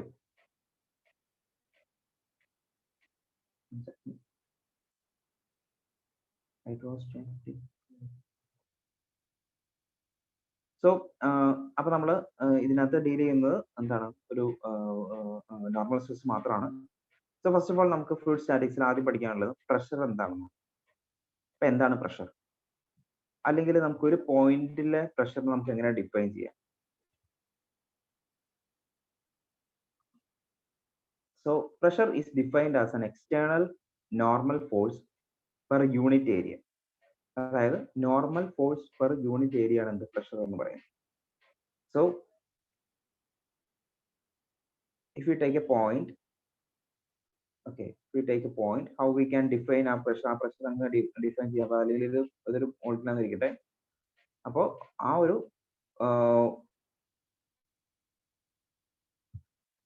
മോളിക്യൂളിൽ ഉണ്ടാവുന്ന ആ ഒരു നോർമൽ ഫോഴ്സ്, ആ normal force divide by that cross section area, അതാണ് എന്തെന്ന് പറയുന്നത് പ്രഷർ എന്ന് പറയുന്നത്. സോ ഒരു പോയിന്റിലെ പ്രഷർ നമുക്ക് എങ്ങനെ ഡിഫൈൻ ചെയ്യാം? Limit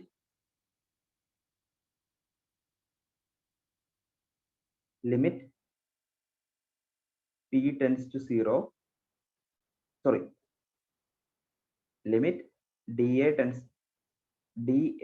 to 0 F/A. അതാണ് എന്ത് ഒരു പോയിന്റിലെ പ്രഷർ. ആ ഒരു പോയിന്റ് എന്ന് പറയുമ്പോൾ എന്തായിരിക്കും, അവിടുത്തെ ഏരിയ എന്ന് പറഞ്ഞാൽ 0 ആണല്ലോ. അപ്പോൾ dA, അപ്പൊ ഏരിയ എന്ന് പറഞ്ഞാൽ ടെൻസ് ടു 0 F/A ആയിരിക്കും എന്ത് ഒരു പ്രഷർ അറ്റ് എ പോയിന്റ് എന്ന് പറയുന്നത്. ഓക്കെ. സോ പ്രഷർ എന്ന് പറഞ്ഞാൽ വരുന്നില്ല, നോർമൽ ഫോഴ്സ് ബൈ ഏരിയ. ഇനി നമുക്ക് നോക്കാനുള്ളത് യൂണിറ്റ്സ് ഓഫ് പ്രഷർ. പല രീതിയിൽ നമുക്ക് പ്രഷറിനെ റെപ്രസെന്റ് ചെയ്യാം. First one is Pascal. Pascal ആണ് നമ്മൾ മെയിൻ ആയിട്ട് പ്രഷർ റിലേറ്റഡ് ആയിട്ടുള്ള കാര്യങ്ങൾ ഒരുപാട് പഠിച്ചിരിക്കുന്നുണ്ട്. പാസ്കൽ എന്ന് പറയുന്നത് പ്രഷറിന്റെ യൂണിറ്റ് ആണ്. So 1 pascal is equal to എന്താണ് 1 newton per metre square. 1 newton per metre square ആണ് 1 പാസ്കൽ എന്ന് പറയുന്നത്. ഓക്കെ. സോ 1 മെഗാ പാസ്കൽ എന്ന് പറഞ്ഞാൽ എന്താണ്? 1 മെഗാ പാസ്കൽ എന്ന് പറഞ്ഞാൽ മെഗാ ഈസ് എന്താണ് 10⁶. മെഗാ എന്ന് പറഞ്ഞാൽ 10⁶ ആണ്. അപ്പൊ 1 മെഗാ പാസ്കൽ എന്ന് പറഞ്ഞാൽ 1 newton per mm square. Okay. അപ്പൊ 1 ന്യൂട്ടൺ പെർ mm സ്ക്വയർ ആണ് എന്ത് 1 മെഗാ പാസ്കൽ എന്ന് പറയുന്നത്. ഓക്കെ. അടുത്തത് bar is also unit of pressure. Bar എന്ന് പറഞ്ഞാൽ പ്രഷറിന്റെ ഒരു യൂണിറ്റ് ആണ്. എന്താണ് ബാറും പാസ്കലും തമ്മിലുള്ള relation? So 1 bar is equal to 10⁵ pascal. 10⁵ pascal ആണ് 1 ബാർ എന്ന് പറയുന്നത്, and which is equal to 0.1 newton per mm², or 0.1 mega pascal. Simple ആണല്ലോ. So 1 bar is equal to 10⁵ pascal, and 1 atmospheric pressure എത്രയാണ് നോക്കാം. സ്റ്റാൻഡേർഡ് അറ്റ്മോസ്ഫിയർ 1 അറ്റ്മോസ്ഫിയർ പ്രഷർ എന്ന് പറഞ്ഞു കഴിഞ്ഞാൽ 101.325 kilo Pascal. അതാണ് 101.325 കിലോ പാസ്കൽ ആണ് 1 അറ്റ്മോസ്ഫിയറിക് പ്രഷർ എന്ന് പറയുന്നത്. അത് തന്നെ നമ്മൾ ബാറിൽ പറയുകയാണെങ്കിൽ എന്താണ് 1.01325 ബാർ, അല്ലെങ്കിൽ 760 mm ഓഫ് ഡെൻസിറ്റി. നമ്മളിപ്പോ മെർക്കുറിക്ക് ഇക്വലന്റ്, മെർക്കുറിയുടെ ഹൈറ്റിന് ഇക്വലന്റ് ആയിട്ട്, അതായത് ഒരു പെർട്ടിക്കുലർ പ്ലേസിൽ അറ്റ്മോസ്ഫിയർ പ്രഷർ അറിയണമെങ്കിൽ, ആ സ്റ്റാൻഡേർഡ് അറ്റ്മോസ്ഫിയർ പ്രഷർ എത്രയാണെന്ന് അറിയണമെങ്കിൽ, അതായത് സ്റ്റാൻഡേർഡ് അറ്റ്മോസ്ഫിയർ പ്രഷർ എന്ന് പറയുന്നത് ആ മെർക്കുറി ലെവൽ, അതായത് ജസ്റ്റ് നമ്മളിങ്ങനെ പ്ലേസ് ചെയ്ത് കഴിയുമ്പോഴത്തേക്കും ആ മെർക്കുറി ലെവൽ എന്ന് പറയുന്നത് എവിടം വരെ പോകും? 760 mm ഹൈറ്റിലേക്ക് അത് റൈസ് ചെയ്യും. 760 mm അല്ലെങ്കിൽ 76 സെന്റിമീറ്റർ റൈസ് ചെയ്യും. അതിനാണ് നമ്മൾ സ്റ്റാൻഡേർഡ് അറ്റ്മോസ്ഫിയർ പ്രഷർ ആയിട്ട് എടുക്കുന്നത്. അല്ലെങ്കിൽ ആ മെർക്കുറി അല്ലെങ്കിൽ അത് വാട്ടർ കോൾ ആണെങ്കിൽ ഇത് സംഭവിക്കും. 10.3 മീറ്റർ ഓഫ് വാട്ടർ ആണ്, വാട്ടർ കോൾ ആണെന്ത് ആ ഒരു ഹൈറ്റ് പോകുന്നത്, അത്രയും വാട്ടർ ലെവൽ റൈസ് ചെയ്യും. ഓക്കെ, അപ്പൊ അതാണ് 1 അറ്റ്മോസ്ഫിയർ പ്രഷർ ആയിട്ട് പറയുന്നത്. സോ 5 യൂണിറ്റ് ഉണ്ട്. 1 pascal is 1 newton per metre square, and 1 bar is 10⁵ pascal, and 1 atmosphere pressure is 101.325 kilo pascal, and this is equivalent to 1.01325 bar, and it is again equivalent to 760 mm of Hg, and again it is equivalent to 10.3 meter of water fall. ഇത്രയും നമ്മൾ പഠിച്ചു വെക്കണം. Units of pressure വളരെ വളരെ important ആണ്. Overseer ലെവലിൽ questions ചോദിക്കാറുണ്ട്. Okay, so ഇനി നമുക്ക് കുറച്ച് ടൈപ്സ് ഓഫ് പ്രഷർ പഠിക്കാം. അപ്പോൾ types of pressure, so first of all atmospheric pressure എന്താണ്? So actually atmospheric pressure is a pressure exerted by the environmental air. നമ്മളൊരു സബ്സ്റ്റൻസ് നമ്മൾ അറ്റ്മോസ്ഫിയറിൽ എക്സ്പോസ് ആയിട്ട് വെക്കുകയാണ്. സോ ഈ പറയുന്ന സബ്സ്റ്റൻസിലേക്ക് അറ്റ്മോസ്ഫിയർ എക്സേർട്ട് ചെയ്യുന്ന, അല്ലെങ്കിൽ അറ്റ്മോസ്ഫിയറിക് എയർ എക്സേർട്ട് ചെയ്യുന്ന പ്രഷർ, അതാണ് നമ്മൾ അറ്റ്മോസ്ഫിയറിക് പ്രഷർ എന്ന് പറയുന്നത്. ഈ ഒരു സബ്സ്റ്റൻസിലേക്ക് സറൗണ്ടിങ് എയർ അല്ലെങ്കിൽ സറൗണ്ടിങ് അറ്റ്മോസ്ഫിയർ എക്സേർട്ട് ചെയ്യുന്ന പ്രഷർ, അതിനാണ് നമ്മൾ അറ്റ്മോസ്ഫിയറിക് പ്രഷർ എന്ന് പറയുന്നത്. And this atmospheric pressure is measured by a device known as barometer. Barometer ആണ്, ബാരോമീറ്റർ വെച്ചിട്ടാണ് നമ്മൾ അറ്റ്മോസ്ഫിയറിക് പ്രഷർ മെഷർ ചെയ്യുന്നത്. ആൻഡ് ദിസ് ഇൻവെന്റഡ് ബൈ എന്താണ്, ആരാണ്? ടോറിസെല്ലി. ടോറിസെല്ലി ആണ് പറയുന്ന ബാരോമീറ്റർ ഇൻവെന്റ് ചെയ്തത്. ഓക്കെ, ഇനി എന്താണ് സ്റ്റാൻഡേർഡ് അറ്റ്മോസ്ഫിയർ പ്രഷർ നോക്കാം. നമ്മൾ നേരത്തെ പറഞ്ഞു, pressure measured at average see level at standard condition. Standard കണ്ടീഷനിൽ നമ്മൾ ആവറേജ് സീ ലെവലിൽ വെച്ച് മെഷർ ചെയ്യുന്ന ഒരു പ്രഷർ നമ്മൾ സ്റ്റാൻഡേർഡ് അറ്റ്മോസ്ഫിയർ പ്രഷർ ആയിട്ട് പറയുന്നത്. അതിന്റെ ന്യൂമറിക്കൽ വാല്യൂ എന്ന് പറയുന്നത് എന്താണ്? 101.325 kilo pascal, or 0.101325 mega pascal, or which is equivalent to 1.01325 bar, and it is equivalent to 760 mm of Hg, and is again equivalent to 10.3 meter of water fall. ഇത്രയും ആണ് standard atmosphere pressure ആയിട്ട്. ഇനി പറയുന്ന 5 യൂണിറ്റും പഠിച്ചു വയ്ക്കുക. Okay, അപ്പൊ അതാണ് അറ്റ്മോസ്ഫിയറിക് പ്രഷർ എന്ന് പറയുന്നത്. Now we can move to the gauge pressure. എന്താണ് ഗേജ് പ്രഷർ നോക്കാം. We can study then with this graph. Okay, അപ്പൊ ഈ ഒരു ഇത് വെച്ച് നമുക്ക് എന്താണ് മനസ്സിലാക്കാം. Suppose so here is a graph which contains, ഇതിന്റെ റെഫറൻസ് ലൈൻ ഒരു അബ്സല്യൂട്ട് സീറോ പ്രഷർ ആണ്. ഓക്കെ, അതുപോലെ ഇതെന്ന് പറഞ്ഞാൽ y ആക്സിസിലെ പ്രഷർ ആണ്. And this is our atmospheric pressure. ഇതാണ് നമ്മുടെ അറ്റ്മോസ്ഫിയറിക് പ്രഷർ എന്ന് പറയുന്നത്. ഓക്കെ, ഈ അറ്റ്മോസ്ഫിയറിക് പ്രഷറിന് മുകളിലായിട്ട് വരുന്ന ആ ഒരു പ്രഷറാണ് ഗേജ് പ്രഷർ എന്ന് പറയുന്നത്. ഓക്കെ, അറ്റ്മോസ്ഫിയറിക് പ്രഷറിന്റെ മുകളിലായിട്ട് നമുക്ക് 2 പ്രഷർ കാണാനായിട്ട് സാധിക്കും. ഒന്ന് ഗേജ് പ്രഷറും ഉണ്ട്, ഒന്ന് അബ്സല്യൂട്ട് പ്രഷറും ഉണ്ട്. അതുപോലെ തന്നെ അറ്റ്മോസ്ഫിയറിക് പ്രഷറിന് താഴെ നമുക്ക് 2 പ്രഷർ പറയുന്നുണ്ട്. ഒന്ന് വാക്യൂം പ്രഷറും പിന്നെയും അബ്സല്യൂട്ട് പ്രഷറും. അപ്പൊ എന്താണ് ഗേജ് പ്രഷർ, എന്താണ് വാക്യൂം പ്രഷർ നോക്കാം. സോ ഗേജ് പ്രഷർ എന്ന് പറഞ്ഞു കഴിഞ്ഞാൽ it is the pressure above the atmospheric pressure, and it is measured with reference to atmospheric pressure. അതായത് ഈ അറ്റ്മോസ്ഫിയറിക് പ്രഷറിൽ നിന്നാണ് നമ്മൾ ഈ പറയുന്ന മെഷർമെന്റ് എടുക്കുന്നത്. അങ്ങനെ എടുക്കുന്ന മെഷർമെന്റ് നമ്മൾ ഗേജ് പ്രഷർ എന്ന് പറയും. ആൻഡ് വാക്വം പ്രഷർ എന്ന് പറഞ്ഞാൽ the pressure which is less than atmospheric pressure and it is measured with respect to atmospheric. Atmospheric പ്രഷറിൽ നിന്ന് മെഷർ ചെയ്യുന്ന അതുപോലെ തന്നെ അറ്റ്മോസ്ഫിയറിക് പ്രഷറിനേക്കാളും താഴെയുള്ള പ്രഷർ, അതിനാണ് നമ്മൾ വാക്വം പ്രഷർ ആയിട്ട് പറയുന്നത്. സോ വാക്വം പ്രഷർ എന്ന് പറഞ്ഞാൽ അറ്റ്മോസ്ഫിയറിക് പ്രഷറിനേക്കാളും ലോവർ ആണ്. ഗേജ് പ്രഷർ എന്ന് പറഞ്ഞാൽ അറ്റ്മോസ്ഫിയറിക് പ്രഷറിനേക്കാളും ഗ്രേറ്റർ ആണ്. അതുപോലെ നമ്മൾ പല ഡിവൈസസ്, ഈ പറയുന്ന പ്രഷർ മെഷറിംഗ് ഡിവൈസസ് ഒക്കെ വെച്ച് മെഷർ ചെയ്യുന്ന പ്രഷറിനെ നമ്മൾ ഗേജ് പ്രഷർ എന്ന് പറയാം.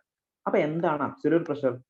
സോ അബ്സല്യൂട്ട് പ്രഷർ എന്ന് പറഞ്ഞു കഴിഞ്ഞാൽ അബ്സല്യൂട്ട് സീറോ ലൈൻ അല്ലെങ്കിൽ അബ്സല്യൂട്ട് പ്രഷർ, സീറോ പ്രഷർ ലൈനിൽ നിന്ന് മെഷർ ചെയ്യുന്ന ആ ഒരു പ്രഷറിനെയാണ് നമ്മൾ അബ്സല്യൂട്ട് പ്രഷർ എന്ന് പറയുന്നത്.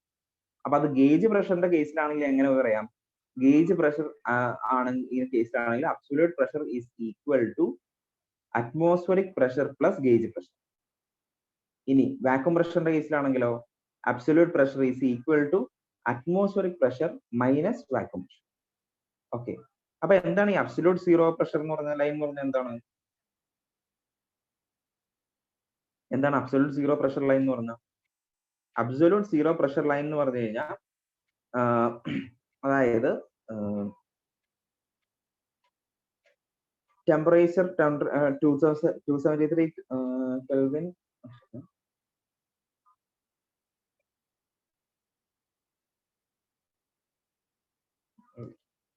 ഓക്കെ, അപ്പൊ അബ്സല്യൂട്ട് സീറോ പ്രഷർ ലൈൻ എന്ന് പറഞ്ഞാൽ വരുന്നില്ല. അവിടെ എന്ന് പറഞ്ഞാൽ ഫർദർ ആയിട്ട് അവിടെ ആ ഒരു പ്രഷർ ലൈൻ അതിൽ ആ ഒരു ഇതിന് താഴെ നമുക്ക് എന്ത് ചെയ്യാൻ പറ്റില്ല, അവിടെ യാതൊരു റിയാക്ഷൻ നടക്കാത്തൊരു ഇതാണ് ഏരിയ ആണ്, ആ ഒരു ഇതാണ്. അതായത് അവിടുത്തെ ടെമ്പറേച്ചർ 273 കെൽവിൻ ആണ്. അത് 0 ഡിഗ്രി സെൽഷ്യസ് അല്ലെങ്കിൽ 273 കെൽവിൻ, മൈനസ് 273 കെൽവിൻ ആണ്. ഓക്കെ, ആ ഒരു ഇതില് വരുന്ന ആ ഒരു പ്രഷറിനെയാണ് നമ്മൾ അബ്സല്യൂട്ട് സീറോ പ്രഷർ എന്ന് പറയുന്നത്. ഓക്കെ, അപ്പൊ ആ അബ്സല്യൂട്ട് സീറോ പ്രഷർ ലൈനിൽ നിന്ന് മെഷർ ചെയ്യുന്ന പ്രഷറിനാണ് അബ്സല്യൂട്ട് പ്രഷർ എന്ന് പറയുന്നത്. അത് ഗേജ് പ്രഷറിന്റെ കേസിലാണെങ്കിൽ atmospheric pressure plus gauge pressure ആണ്. വാക്വം പ്രഷറിന്റെ കേസിലാണെങ്കിൽ atmospheric pressure minus vacuum pressure ആണ്. ആൻഡ് വേറൊരു കാര്യം കൂടെ അറിഞ്ഞിരിക്കേണ്ടത് എന്താണ്? ഗേജ് പ്രഷർ എന്ന് പറഞ്ഞാൽ is always positive. Okay, gauge pressure is always positive and vacuum pressure is always negative. അപ്പൊ വാക്വം പ്രഷർ നമ്മൾ സക്ഷൻ പ്രഷർ എന്ന് കൂടി പറയും. അപ്പൊ അറ്റ്മോസ്ഫിയർ പ്രഷറിന് കുറേക്കാളും കുറവാണ് പ്രഷർ എങ്കിൽ വാക്വം പ്രഷർ എന്ന് പറയും. അറ്റ്മോസ്ഫിയർ പ്രഷറിനേക്കാളും കൂടുതലാണ് പ്രഷർ എങ്കിൽ എന്താണ്? Gauge pressure. Okay, so that's it. അപ്പൊ അതാണ് അബ്സല്യൂട്ട് പ്രഷർ. അപ്പൊ നമ്മൾ അറ്റ്മോസ്ഫിയറിക് പ്രഷർ പറഞ്ഞു, സ്റ്റാൻഡേർഡ് അറ്റ്മോസ്ഫിയർ പ്രഷറിന്റെ വാല്യൂസ് പറഞ്ഞു, ഗേജ് പ്രഷർ പറഞ്ഞു, വാക്വം പ്രഷർ പറഞ്ഞു, vacuum pressure or suction pressure, പിന്നെ നമ്മൾ ഫൈനലി അബ്സല്യൂട്ട് പ്രഷർ പറഞ്ഞു. ഓക്കെ, അപ്പൊ ക്ലിയർ ആണെന്ന് വിചാരിക്കുന്നു.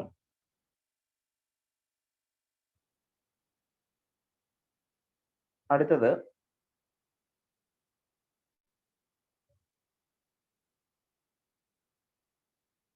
now we are moving to the Pascal's law. So Pascal's law എന്താണ് നോക്കാം. So Pascal's law പറയുന്നത്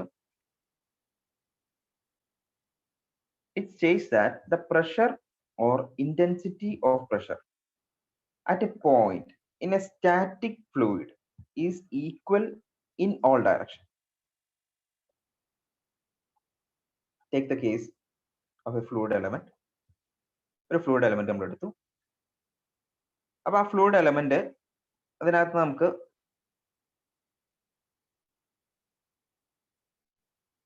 നമുക്ക് മൂന്ന് ഫോഴ്സസ്, മൂന്ന് പ്രഷർ കാണാൻ പറ്റും. അതായത് which is acting from x direction, which is acting from x direction, which is acting from y direction, and which is acting from z direction. According to the Pascal's law, the pressure or intensity of pressure at a point in a static fluid is equal in all directions. അതായത് പ്രഷറും വരുന്നത് X ഡയറക്ഷനിൽ ആയിക്കോട്ടെ, Y ഡയറക്ഷനിൽ ആയിക്കോട്ടെ, Z ഡയറക്ഷനിൽ ആയിക്കോട്ടെ, this pressure is always equal. That is Px is equal to Py is equal to Pz. അതായത് irrespective of the direction of the pressure is acting, എന്താണ് ആ പ്രഷറിന്റെ ഇന്റൻസിറ്റി എന്ന് പറഞ്ഞാൽ same or equal in all direction. അതായത് P എക്സും P വൈന്റെയും P സെഡിന്റെയും values എന്തായിരിക്കും? Equal ആയിരിക്കും. അതാണ് എന്തെന്ന് പറയുന്നത് പാസ്കൽസ് ലോ പറയുന്നത്. So this equations, the above equation shows that the pressure at any point in x, y, and z directions is equal. Since the choice of fluid element was completely arbitrary, which means the pressure at any point is same in all directions. അതായത് നമ്മൾക്ക് ഇങ്ങനെ ഒരു fluid element എടുത്തു കഴിഞ്ഞാൽ എവിടെ നിന്ന് act ചെയ്യുന്ന force pressure ആണെങ്കിലും അതിന്റെ ഇന്റൻസിറ്റി എന്ന് പറഞ്ഞാൽ സെയിം ആയിരിക്കും, ഈക്വൽ ഇൻ ഓൾ ഡയറക്ഷൻസ്, എല്ലാ ഡയറക്ഷൻസിലും ഈക്വൽ ആയിരിക്കും. ഓക്കെ, അപ്പൊ അതാണ് പറയുന്നത് കേസാണ് ഈ കാര്യങ്ങൾ പറയുന്നത് പാസ്കൽസ് ലോ പറയുന്നത്. ഓക്കെ, അപ്പൊ അതിന്റെ എക്സാമ്പിൾസ് ആയിട്ട് നമുക്ക് ഹൈഡ്രോളിക് ലിഫ്റ്റ്, ഹൈഡ്രോളിക് ബ്രേക്ക് ഒക്കെ പറയുന്നുണ്ട്. സോ ഹൈഡ്രോളിക് ലിഫ്റ്റ് എന്ന് പറഞ്ഞാൽ എന്താണ്,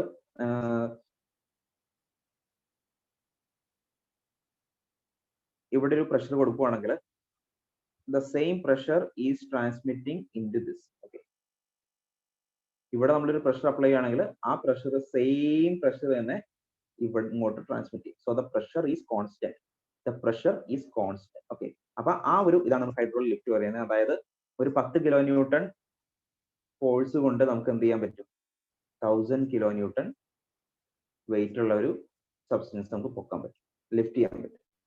അതാണ് പാസ്കൽ ഈ പറയുന്ന ഹൈഡ്രോളിക് ലിഫ്റ്റിന്റെ ഫംഗ്ഷൻ.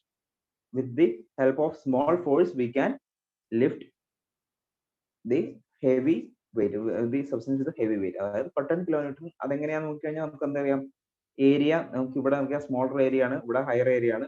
അപ്പോൾ ഇവിടുത്തെ ഏരിയനേക്കാളും ഒരു 100 ടൈംസ് ആണെന്നിരിക്കട്ടെ ഇവിടുത്തെ ഏരിയ. സോ നമുക്കറിയാം പി ഈക്വൽ ടു എന്താണ്, പ്രഷർ എന്ന് പറഞ്ഞാൽ എന്താണ്, ഫോഴ്സ് ബൈ ഏരിയ ആണ്. ഓർ ഫോഴ്സ് എന്ന് പറഞ്ഞാൽ നമുക്ക് എന്താ പറയാം, ഓക്കെ, ഫോഴ്സ് ബൈ ഏരിയ ആണ്. സോ ഇവിടെ കൊടുക്കുന്ന ആ ഏരിയക്കാളും 100 ടൈംസ് ഇവിടെ നമ്മൾ കൊടുക്കുകയാണെങ്കിൽ എന്ത് ചെയ്യാൻ പറ്റും, 100 ടൈംസ് ആയിരിക്കും ഇവിടെ ഡെവലപ്പ് ചെയ്യുന്ന ഫോഴ്സ് എന്ന് പറയുന്നത്. ഓക്കെ, കാരണം ഫോഴ്സിനെയും ഏരിയനെ ഡിപ്പെൻഡ് ചെയ്തിട്ടാണ് ഇരിക്കുന്നത്. അപ്പൊ നമുക്ക് ഇവിടെ ഏരിയ എൻലാർജ് ചെയ്ത് കൊടുക്കാം. അപ്പൊ ഏരിയ എൻലാർജ് ചെയ്ത് കൊടുത്തു കഴിഞ്ഞാൽ ഇവിടെ എത്രത്തോളം കറസ്പോണ്ടിങ് ആയിട്ട് ഈ ഒരു ഏരിയയുടെ എത്രത്തോളം ടൈംസ് ആയിട്ടാണ് ഇവിടുത്തെ ഏരിയ കൊടുക്കുന്നതിനനുസരിച്ച് അത്രത്തോളം ടൈംസ് തന്നെ എന്ത് ചെയ്യും, നമ്മുടെ ഫോഴ്സ് ഡെവലപ്പ് ചെയ്യുന്നത് ഇൻക്രീസ് ചെയ്യും. ഓക്കെ, ബിക്കോസ് പ്രഷർ എന്ന് പറഞ്ഞാൽ കോൺസ്റ്റന്റ് ആണ്. So F1 A1 is equal to എന്താണ്, F2 A2 ആയിരിക്കും അല്ലെ. ഫോഴ്സ് കോൺസ്റ്റന്റ് ആണ്. P1 is equal to F1 by A1 is equal to P2 is equal to F2 by A2 അല്ലെ. അങ്ങനെയാണെങ്കിൽ F1 by A1 is equal to F2 by A2. Okay, അത് വരുമ്പോഴത്തേക്കും സംഭവിക്കും,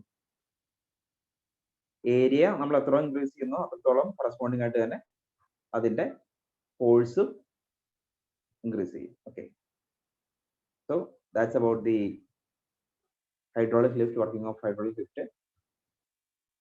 Pascal's law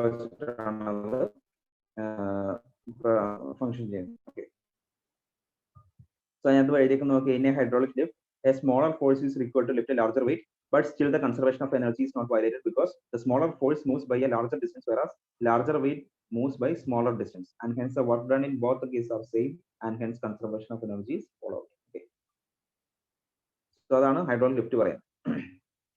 Now we can move to the hydrostatic law. എന്താണ് hydrostatic law എന്ന് നോക്കാം.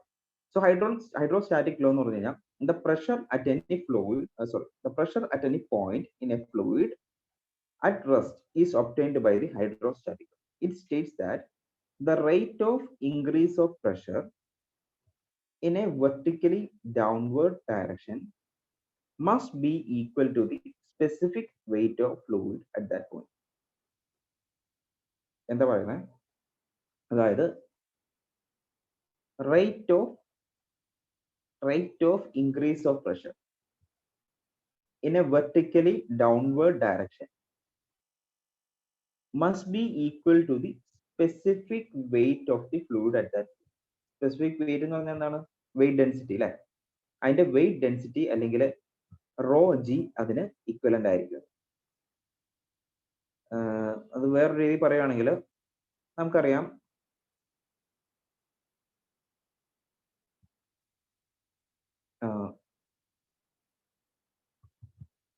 ഒരു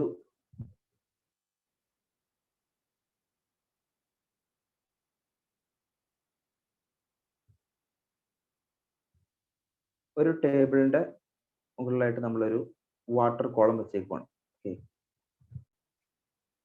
ഒരു water column with a height of h. ഈ വാട്ടർ കോളം ഈ ടേബിളിലേക്ക് ഓഫർ ചെയ്യുന്ന പ്രഷർ എത്രയായിരിക്കും? P is equal to എന്താണ്? M into G into H. Okay, അതല്ലേ? കാരണം ഇത്രയും വാട്ടർ എത്ര ഹൈറ്റ് ഉണ്ടോ M into G into H, നമ്മൾ അതിന്റെ പൊട്ടൻഷ്യൽ എനർജി അതേപോലെ തന്നെ പറയുന്നത് M into G into H. അതേപോലെ തന്നെ നമ്മൾ പറയുകയാണെങ്കിൽ ഹൈഡ്രോസ്റ്റാറ്റിക് ലോ പറയുന്നത് ഇപ്പോ increase of rate of increase of pressure. ഈ പറയുന്ന ഒരു ഫ്ലൂയിഡ് ഉണ്ട്,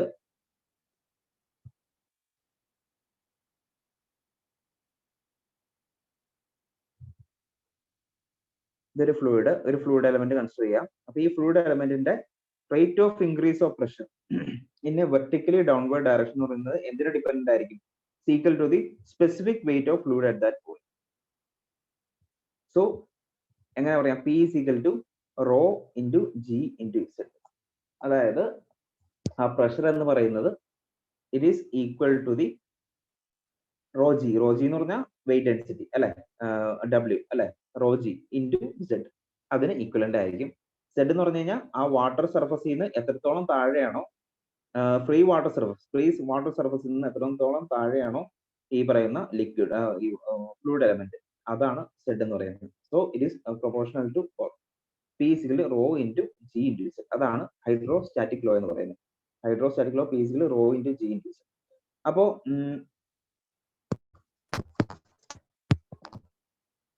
നമ്മൾ അതിനെ പ്രഷർ ഹെഡിന്റെ ടേംസിൽ പറയുവാണെങ്കിൽ Z ആണ് നമ്മുടെ പ്രഷർ ഹെഡ് എന്ന് പറയുന്നത്. Z പ്രഷർ ഹെഡ് ആണെങ്കിൽ P by rho G ആണ് നമ്മുടെ പ്രഷർ ഹെഡ് എന്ന് പറയുന്നത്. നമുക്ക് അറിയാവുന്ന കാര്യമാണ്, നമ്മൾ ബെർണോളിസ് ഇക്വേഷനിലൊക്കെ പറയുന്നതാണ്. So P by rho G is the pressure head of the pressure head എന്ന് പറയുന്നത് P by rho G ആണ്. And it is also Z is called the pressure head. അപ്പൊ നമ്മൾ പ്രഷർ ഹെഡിന്റെ ടേംസിൽ പറയുകയാണെങ്കിൽ Z is equal to P by rho G and hydrostatic law എന്ന് പറയുന്നത് P is equal to rho into G into Z. Okay, so that's it, and that's about the hydrostatic law.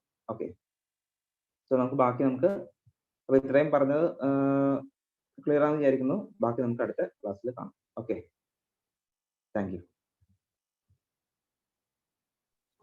Thank you, sir.